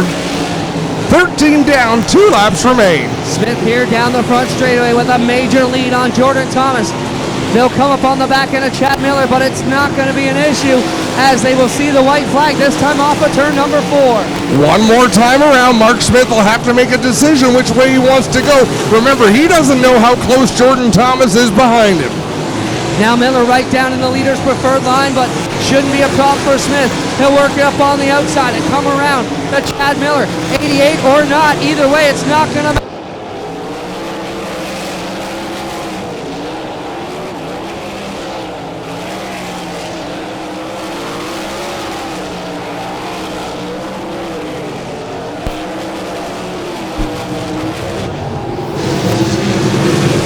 That was some frantic racing, 15 laps of action.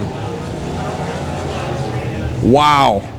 We've got 65 cars here this weekend, Clint. That was just 15 of them putting on one heck of a show. And we still look like we have a few drivers who might not be particularly happy with each other. Well, they'll have to take it back to the pits and save it for another day. We will bring out the second twin right now and have victory lane for both at the conclusion. I will step away, hand my microphone to Tommy Googe, and become a race fan for this one.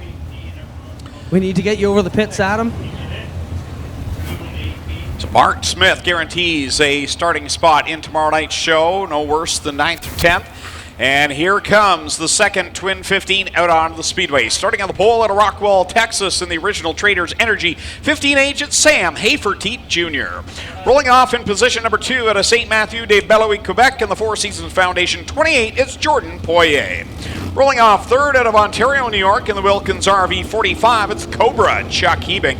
And starting in fourth out of Adrian, Michigan, the Kingpin Farms Burger Barn 56, it's Danomite Dane Nida.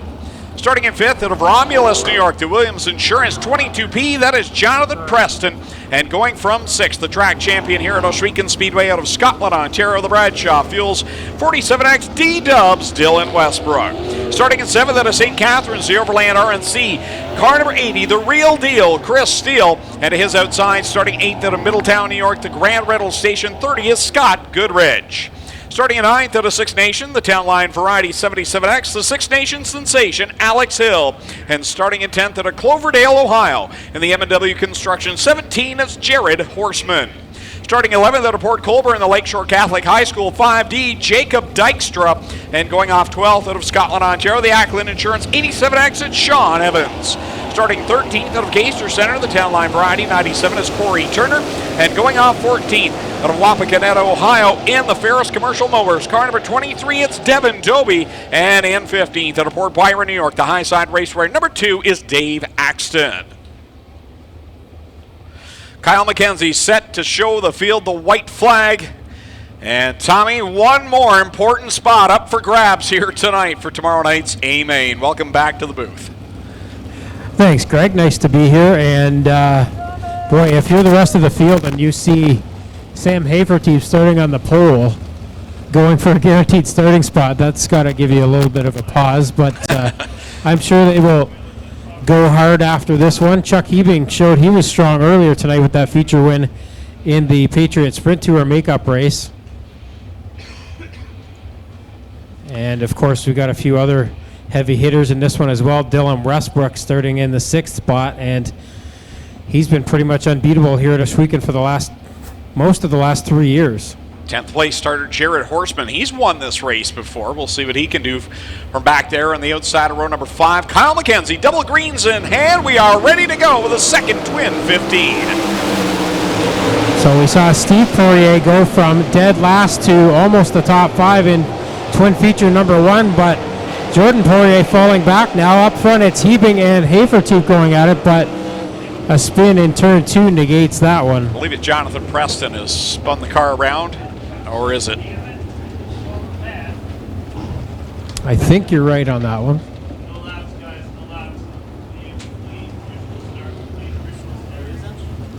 So, no, it's the 30 car who's gone for a spin up there.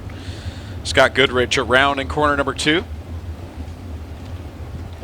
Thanks to our video staff for zooming in on that one.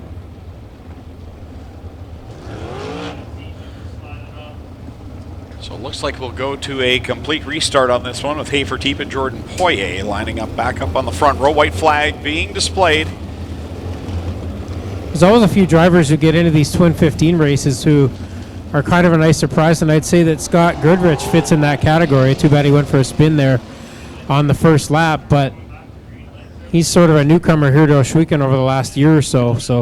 And the two great sprint car regulars in this one as well. Sean Evans, Jacob Dykstra, impressive here tonight. Yeah, both ran very well in their heat races, and they show it doesn't matter if you're in a crate or a 360. If you can get around this place, it doesn't matter what kind of engine you got. You can figure it out. So we'll try it all over again. Haferteep and Poirier on the front row. Kyle McKenzie drops the flags, and we are back on it. Haferteep very quick to the loud pedal. He'll lead them into one. We'll see if Hebing can make the same move. He cuts up in front of Poirier, but slides too far. Here comes Poirier to the inside, and Haferteep gets away this time on lap number 1. And there is Jonathan Preston. He's running in the 4th spot right behind this battle between Poirier and Hebing, looking on the bottom side as Hebing shoots down to the inside of Poirier and grabs 2nd.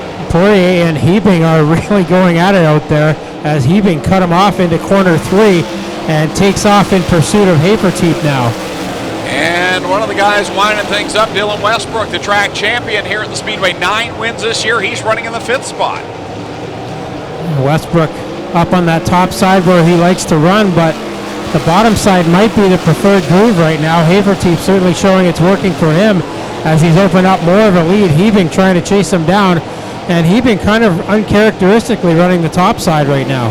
2011 winner of the Canadian Sprint Car Nationals out in front. He won the feature 1 week ago. That Hills Racing 15H. The Cobra Chuck Hebing in 2nd. The battle for 3rd is on as Westbrook moves to the inside of Preston and grabs 3rd. So Westbrook up to 3rd now. Behind them, there's a good race going on for the 5th spot. Steele, Poirier. Wow, contact there between Nida and Horstman, as now Horstman goes over the end of corner 2. Across the stripe another time. Haferteep will lead on lap number 6 with Hebing in that 2nd spot. And the battle for 3rd continues to wage on as Preston and Westbrook come close down in corner number 1. Westbrook has the 3rd position. Preston not giving an inch on our track champion there, Dylan Westbrook, as he tries to fight back, but now Westbrook has opened a bit of a gap there. So the top 3 have spread out just a bit. Hebing hasn't lost too much more ground to Haferteep, but he's not gaining too much either. Cross flags in the air from Kyle McKenzie. We're halfway home, 8 in, 7 to go in this 2nd Twin 15. Sam Haferteep leads over the Cobra Chuck Hebing, who was perfect coming into this race tonight. He won the Patriot Sprint Tour rain date rate at the start of the evening. Plus, he won the heat race, and he's 1 spot shy of that right now. Now both of the top 2 drivers are starting to search around just a bit for traction as Haferteep went to the top. And again does it in 3 and 4 this time. He's going to have to figure out a few ways to get around some lap cars in a moment here. Sean Evans, the first one to go down a lap. Field getting the big high five from Kyle McKenzie, the flag man atop the stand, as we are 5 laps from the finish of this one, and now make it 4 as Haferteep continues to click off quick times. He goes across the stripe, Hebing about a half straight away behind him, and then another half straight back to Dylan Westbrook. Haferteep looks a little tentative now as those 2 cars are racing for position in front of him, and Haferteep now gets around the outside of Dobie and Goodrich, but he had a little bit of a pause down there in corner 2, and Hebing did gain a bit of ground that time. And Westbrook did the same on Hebing as well. He's closed the gap on the 2nd place car, but this time it'll be 2 laps left to go for Sam Haferteep Jr. Haferteep has pretty much been unbeatable all night here, and going back to last Friday as well, just has to make it around 1.5 more laps. Coming this time to the white flag, Haferteep crosses the stripe, works by lap traffic. Hebing and Dylan Westbrook, that gap has closed. Westbrook on the bottom, Hebing on the outside, but the win is the most important part as Westbrook takes 2nd. Haferteep's going to cross the line. He'll punch his ticket to the A-Main tomorrow night with the win. 2nd at the line, Westbrook over the Cobra Chuck Hebing. Jonathan Preston will finish in 4th, and Jordan Poirier will finish in 5th, followed by Jared Horstman, Corey Turner, Chris Steele, Alex Hill. So Westbrook went 6th to 2nd there, so he's shown he's got some muscle for tomorrow night. Yeah, he closed the gap on the Cobra Chuck Hebing in the late stages and comes home in second. But that man right there crossing the start-finish line out of Rockwell, Texas, Sam Haferteep Jr. locks himself in row number 5 for tomorrow night's 14th annual Aero Express Canadian Sprint Car Nationals, supercharged by Nitro 54. We're going to talk to the top 2 from those features, the winners from each of the last Twin 15s down in Lucas Oil Products Victory Lane. We'll get them down there nose to nose, get some photos, and talk to the 2 drivers who have guaranteed that they will start no farther back than row number 5 in tomorrow night's A main event. Again, don't forget to go to victorygames.com. That's Victory Games with a Z on the end. Register, sign up for an account. You can use the promo code SPEEDWAY, and if they have 500 users signed up in time for tomorrow night's show, we'll be broadcasting it live on Facebook and YouTube. So make sure you are there signing up for that so we can broadcast this live to the world tomorrow night. I want to thank the Burger Barn for bringing us tonight's Night Before the Nationals, supercharged by Nitro 54 Variety. Jason Hill and the folks at Burger Barn, thank you for your support of tonight's race night as we get ready to head down trackside in a moment with our winners. But we're going to send Adam Ross over to the pit area, do a post-race show. That'll be live on Facebook as well, as we just wait for the winners to make their way down to Lucas Oil Products Victory Lane.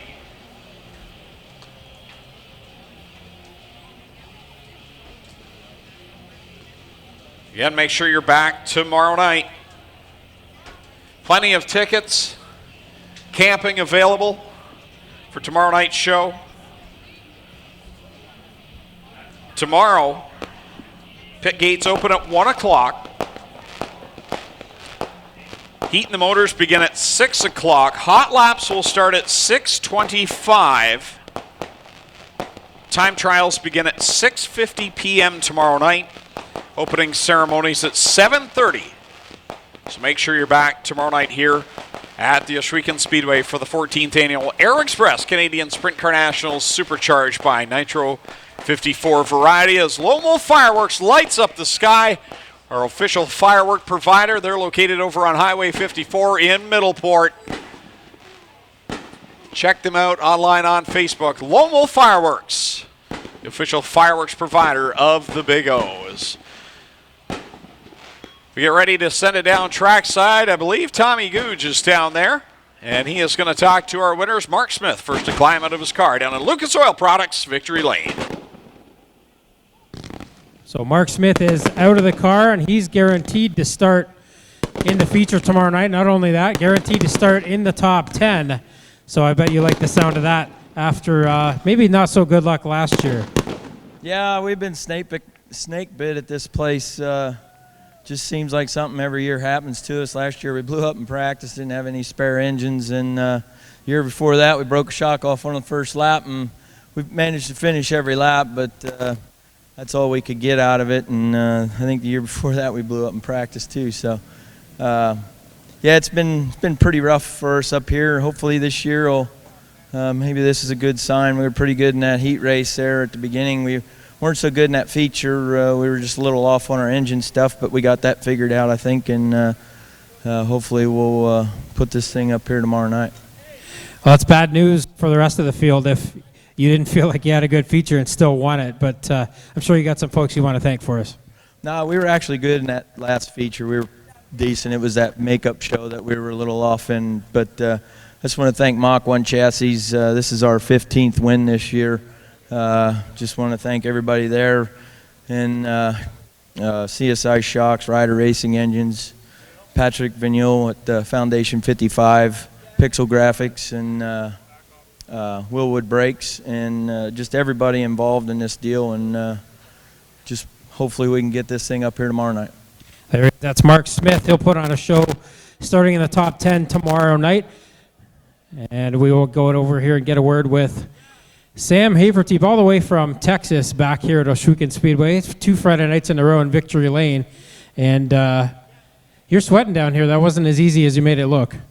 You know, it's just we're trying a lot of stuff. We're trying to get better and better and better, and it's lucky to have a car owner like we do with Miles and Pam to allow us to do what we do. And without those guys, I wouldn't have the opportunity that I have. So very thankful for that. And when we're up here, Miles really wants to win this race pretty bad, and a lot of pressure's on to get him in victory lane. And we're going to keep trying to do that. We've been really fast the last 2 weeks, and hopefully we get a lot of track like we did tonight, because this is a hell of a racetrack to race on. They did an awesome job with it. So if we have something like this come tomorrow night, you're going to see a hell of a race for the fans.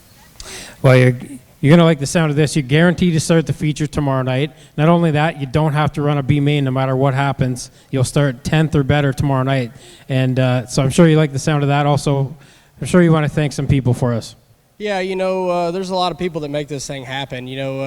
Without everybody, and the list is so long that we couldn't do it because we'd be here all day. But all I could say is, and I meant to do this last week, and I totally forgot about it. But all of our winnings tonight will go to Tyler Hendricks. I wanted to do it last week; it just slipped my mind, and luckily we got the win tonight, so we can do that for him. There's the racing community doesn't really help out the smaller guys sometimes when they get injured, so I feel like it's really important to reach out and to help him. That's really awesome to hear. Thanks very much for doing that, Sam. And tomorrow night, the big money on the line. We'll see you then. And everybody, give a round of applause for both of our feature winners tonight, Mark Smith and Sam Heferteep Jr. Thank you very much, Tommy. Good to have you back as always, and a great job there by Sam Heferteep and Mark Smith. And great that he is donating that to Tyler Hendricks, who is recovering. Glad to hear Tyler's here tonight. So great victory lane interview down there with Sam Heferteep Jr. and Mark Smith. So that will wrap things up here up in the tower. And for those of you tuned in online, make sure you join us on our live stream on our Facebook page and on YouTube. There is a separate stream coming up. It is the post-race show. We're going to send it off to Adam Ross in just a second with our post-race show. But just a reminder to be back tomorrow night as racing begins at 7:30 for the 14th Annual Aero Express Canadian Sprint Car Nationals, supercharged by Nitro 54 variety. On behalf of Tommy Googe, Clinton Jeffrey, Adam Ross, my name's Greg Kellman, saying thanks for joining us here in the stands, folks. And those of you watching at home, let's send it on over to Adam.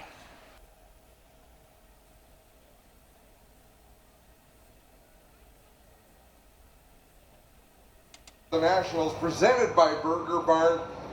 The post-race show, we're going to bring you all sorts of interviews. We are right in the heart of things. The tech area is immediately to our right. The pit area is behind us. And Sean Evans, driver of the Ackland Insurance 87X, this is where we're going to start. We're going to have the winners of the Twin 15s back here shortly, but what a story. After winning everything there was to win this year in a crate sprint car, you try something completely new. What was your first taste of 360 sprint car racing like? Well, the other night it was good. I mean, practice, everything went fine. The car was fast. I knew that, there ain't a whole lot different other than the speed, but I knew when we got into the racing aspect of it that it was going to change on how fast you close and how fast everything happens just that much faster. So, it's going to take a little getting used to. I would think so. 65 cars in attendance tonight, only 30 cars qualified for main event. So when you set out to go racing, do you expect to be in one of the feature events tonight? Honestly, would have been disappointed if I didn't, especially drawing number 2. I was starting on the pole of my heat, other than having the 2 best drivers out here, in my mind, because they're my teammates, so in my mind, the 2 best drivers out here coming behind me. So it made interesting. Stuff happened where I wasn't used to that right away. Crate racing, we got time to make moves in time. There's a lot of time. It's just a different style of driving. Absolutely, yeah. Everything happens a little bit faster, and I love it. It's great. Well, I've been hard on Matt DeMann, especially tonight. He jumped the cushion a few times, but it doesn't deter him. He keeps his foot to the floor and keeps doing it. And I noticed you did that. I don't remember you jumping the cushion this year at all in a crate sprint car, but doing it in a 360, how does that get your heart rate? I've done it a fair bit in a crate, but it's a little different because you're carrying a lot more speed. So when you go off of it, you're going off of it, and you've got to really come back to it.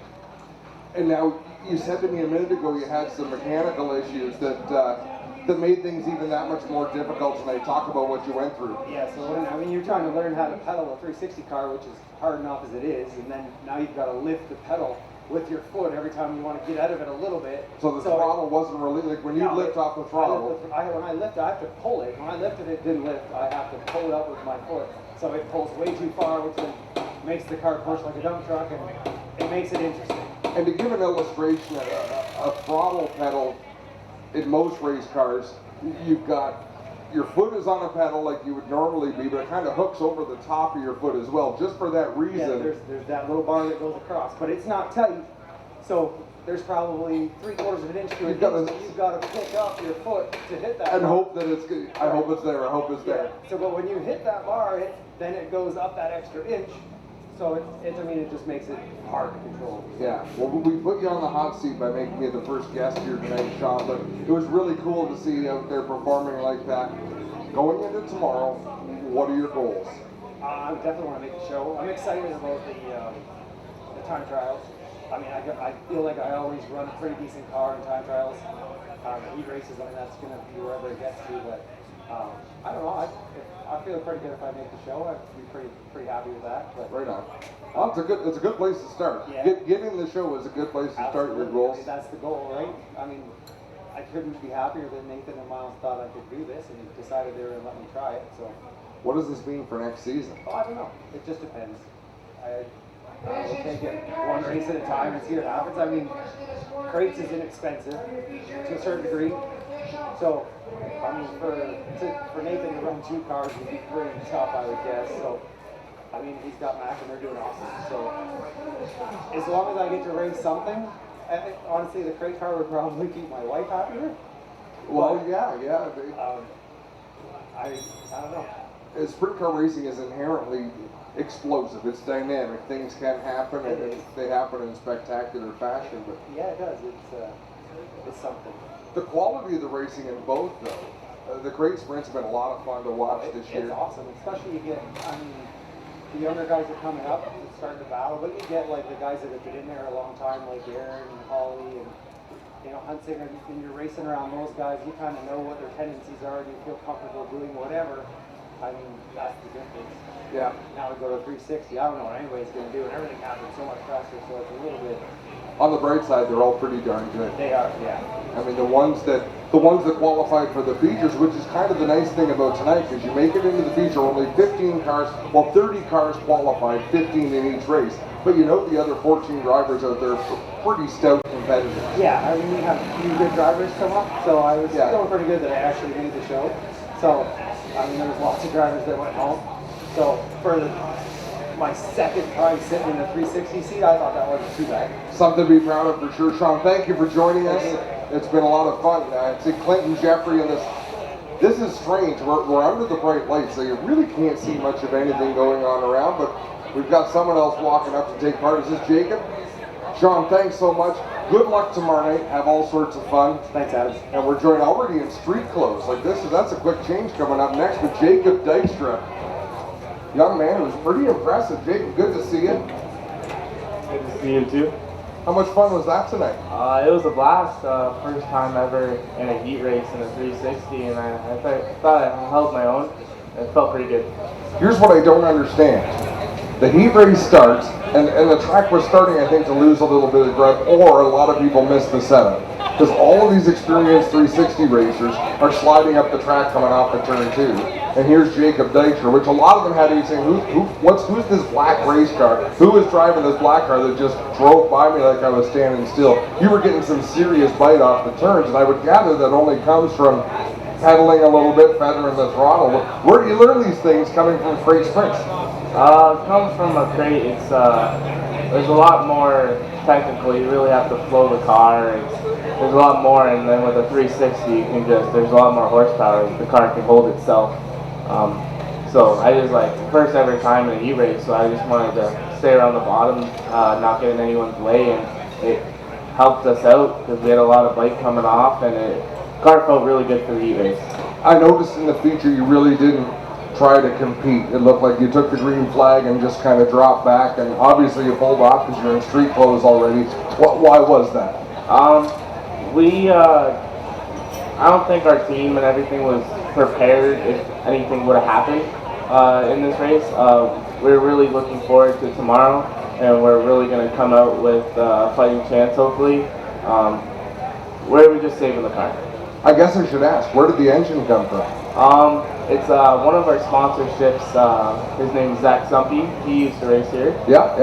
Me and my dad built the 360 in our garage. This week, it was just a block a week ago, and we built it this week and put it in the car and fired it up, and it worked. So I would say it worked. I mean, you were driving away on the straightaway. It's one thing to have a good handling car. You know, you pass cars in the corners. That's how the game is played. But if you handle well in a straight line too, I mean, you were driving away from some pretty well-funded teams out there. So obviously, your dad and Zach put together a nice bullet. It was really fun. I can't thank him enough for letting us drive his car and his motor. It was just a blessing. Totally different story coming in from a crate car into a 360. It's really different. Describe how it's different, because you looked right at home.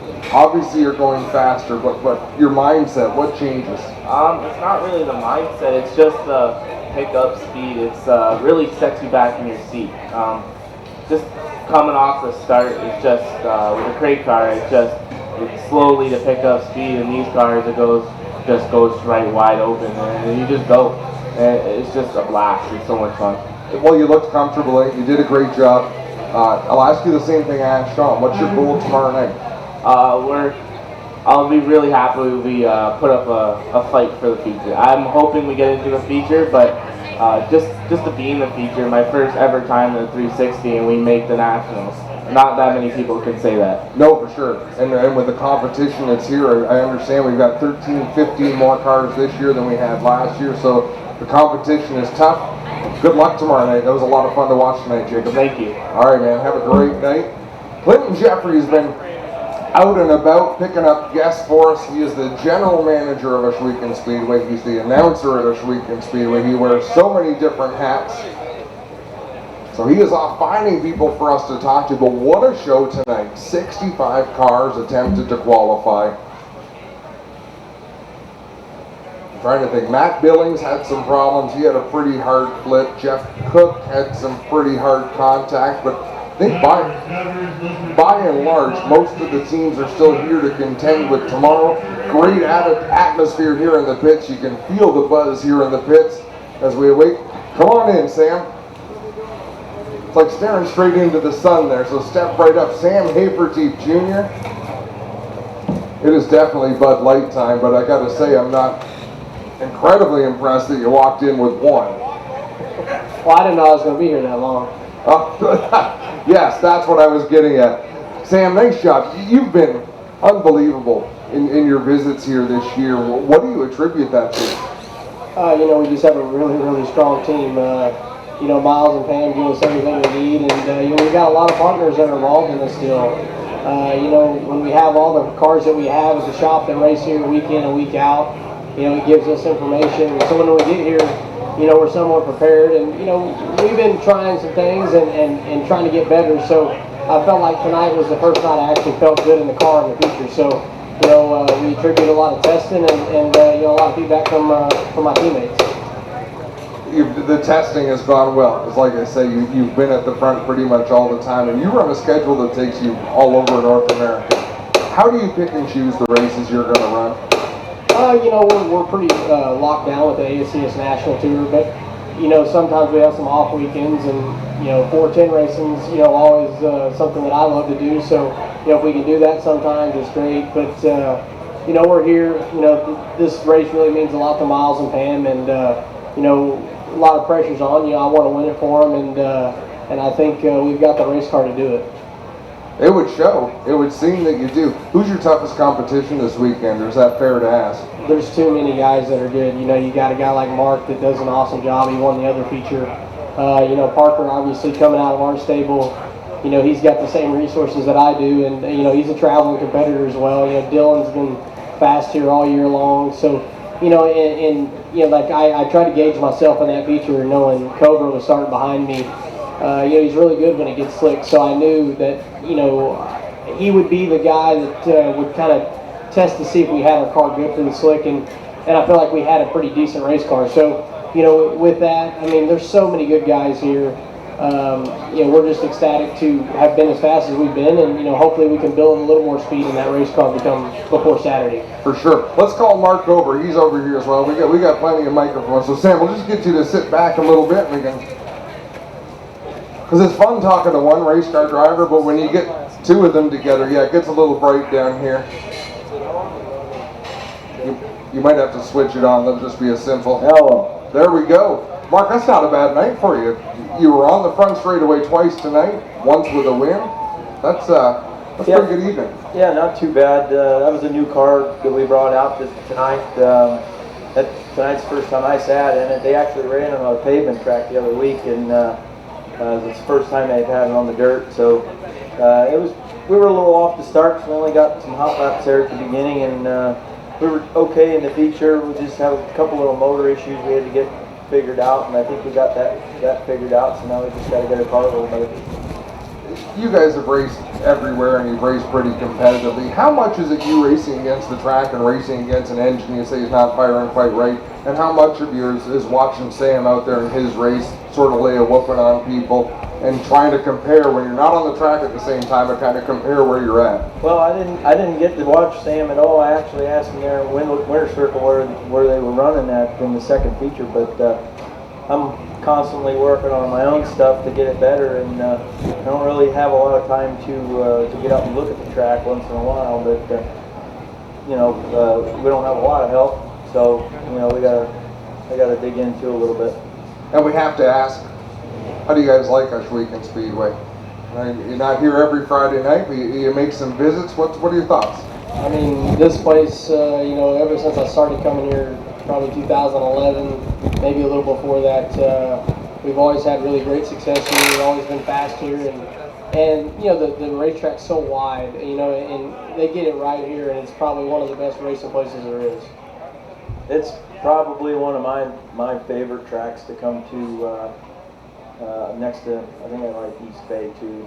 I like them really wide racetracks where you got a lot of room, and you can get away from guys and change up your lanes and do a lot of different stuff. We don't get to race on a lot of these shorter tracks where I race normally. We usually have to travel quite a bit to get to some smaller racetracks, but I really like the small tracks, and I try to do a lot of traveling. I wish I could go out and on the road with those guys and learn all those. They get to race a lot of small bull ring tracks, but they probably think they'd like to come and race a lot of big tracks sometimes. So it's just what we're used to and what they're used to. How often do you get around cars that you're not familiar with? Does it go into your mindset? Like you run into a course every week. It's somebody different all the time. Yeah, and speaking for my behalf, we race so many different regions throughout the year. We've been to Pennsylvania, been to Washington, all over the place, and that's part of the struggle is you race with people you don't know their tendencies and things like that, and it does make it difficult. There's so many good guys here that you don't really worry about that stuff because the competition level's so high, but in some of the other places that we go, it's definitely a determining factor in how the race plays out. You're pretty comfortable, Mark, around whoever's out there? Take on all challengers? Yeah, you have to be comfortable to be able to do that, but if you're not comfortable in your car, then you're going to have some trouble. But when you're comfortable in your race car, it makes it a little easier to kind of anticipate some of what the guys are doing, but sometimes they don't always do what you think they're going to do, and that's just because you don't know their driving style. But like when I race around locally, I know what mostly everybody's going to do. Same with him. I came down and ventured down and raced with them a little bit this year, and I didn't make out so well. I got wrecked, I think, every night. But that's just part of it, and you just got to keep moving on. And I actually ran out of parts, that's why I had to stop racing. So it's a cruel sport. It'll humble you in a big hurry. One more question, guys, I'll let you carry on. So do we have a bottle of water and we crash early tonight, go to bed early so you can be fresh tomorrow, or do we hit it hard? I don't know if you guys know Miles, but he's got party tonight, so we'll be drinking some cold beer and having a good time with a lot of our friends and a lot of people around here. I think he's invited the whole pits almost, so it's that's what we'll be doing. I used to do the whole let's drink a bottle of water deal and get ready for tomorrow, but sometimes being too serious is too much. So maybe relaxing a little bit to take the edge off. That's pretty well said, Mark. That's a tough one to follow. I'm going to go back and grab a beer myself, but we're going to try and do a little bit of our maintenance tonight and actually drink some beers while we're doing that. But I'm kind of jealous he's already got a beer. I got a water, so. Well, I tried. I got to hurry up and get out of here so I can go get the beer before it's going. I suggested it was inconsiderate that he only came up with one beer, but he didn't think he was going to be here long enough to need two. So, kind of missed that. That's all right. Anyways, guys, I'm assuming anything less than a win tomorrow is disappointing. I would say for any guy that's in our position, we come here to win, and that's what it's all about, and that's the name of the game. It pays 10 grand. I mean, everybody here wants to win, and we're all fierce competitors, and everybody hopes they're going to end up on the top at the end of the deal. Good luck tomorrow. Mark? Well, I drove, actually, it only takes me 6 hours to get here, but forgot my passport. I was 2.5 hours into the drive, so I had to drive 2.5 hours back to pick it up. So I made a 6-hour drive into a 10-hour drive. Wow. So I better win tomorrow. Yeah, vindication. Fellas, it's been a pleasure. Nice job tonight in taking the wins. You're locked in tomorrow. Does it take any pressure off, or you're here to win, so you got to qualify to win? So I don't want to start in row 5. I want to start in row 1. Yeah, same here. I'm going to do everything I can to better my position, but top 10 is okay. I mean, we started 8th in the heat and run second tonight, but so at least we know we can pass some race cars if we have to, but I don't really want to. So, fellas, enjoy the night. Thanks for stopping by. Congratulations on your wins. Thanks for having us.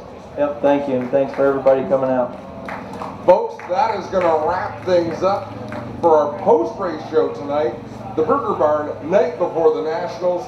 All sorts of action tomorrow, all day long, afternoon time trials. It is going to be hot and heavy. Don't forget, if you haven't already, victorygames.com, games with a Z.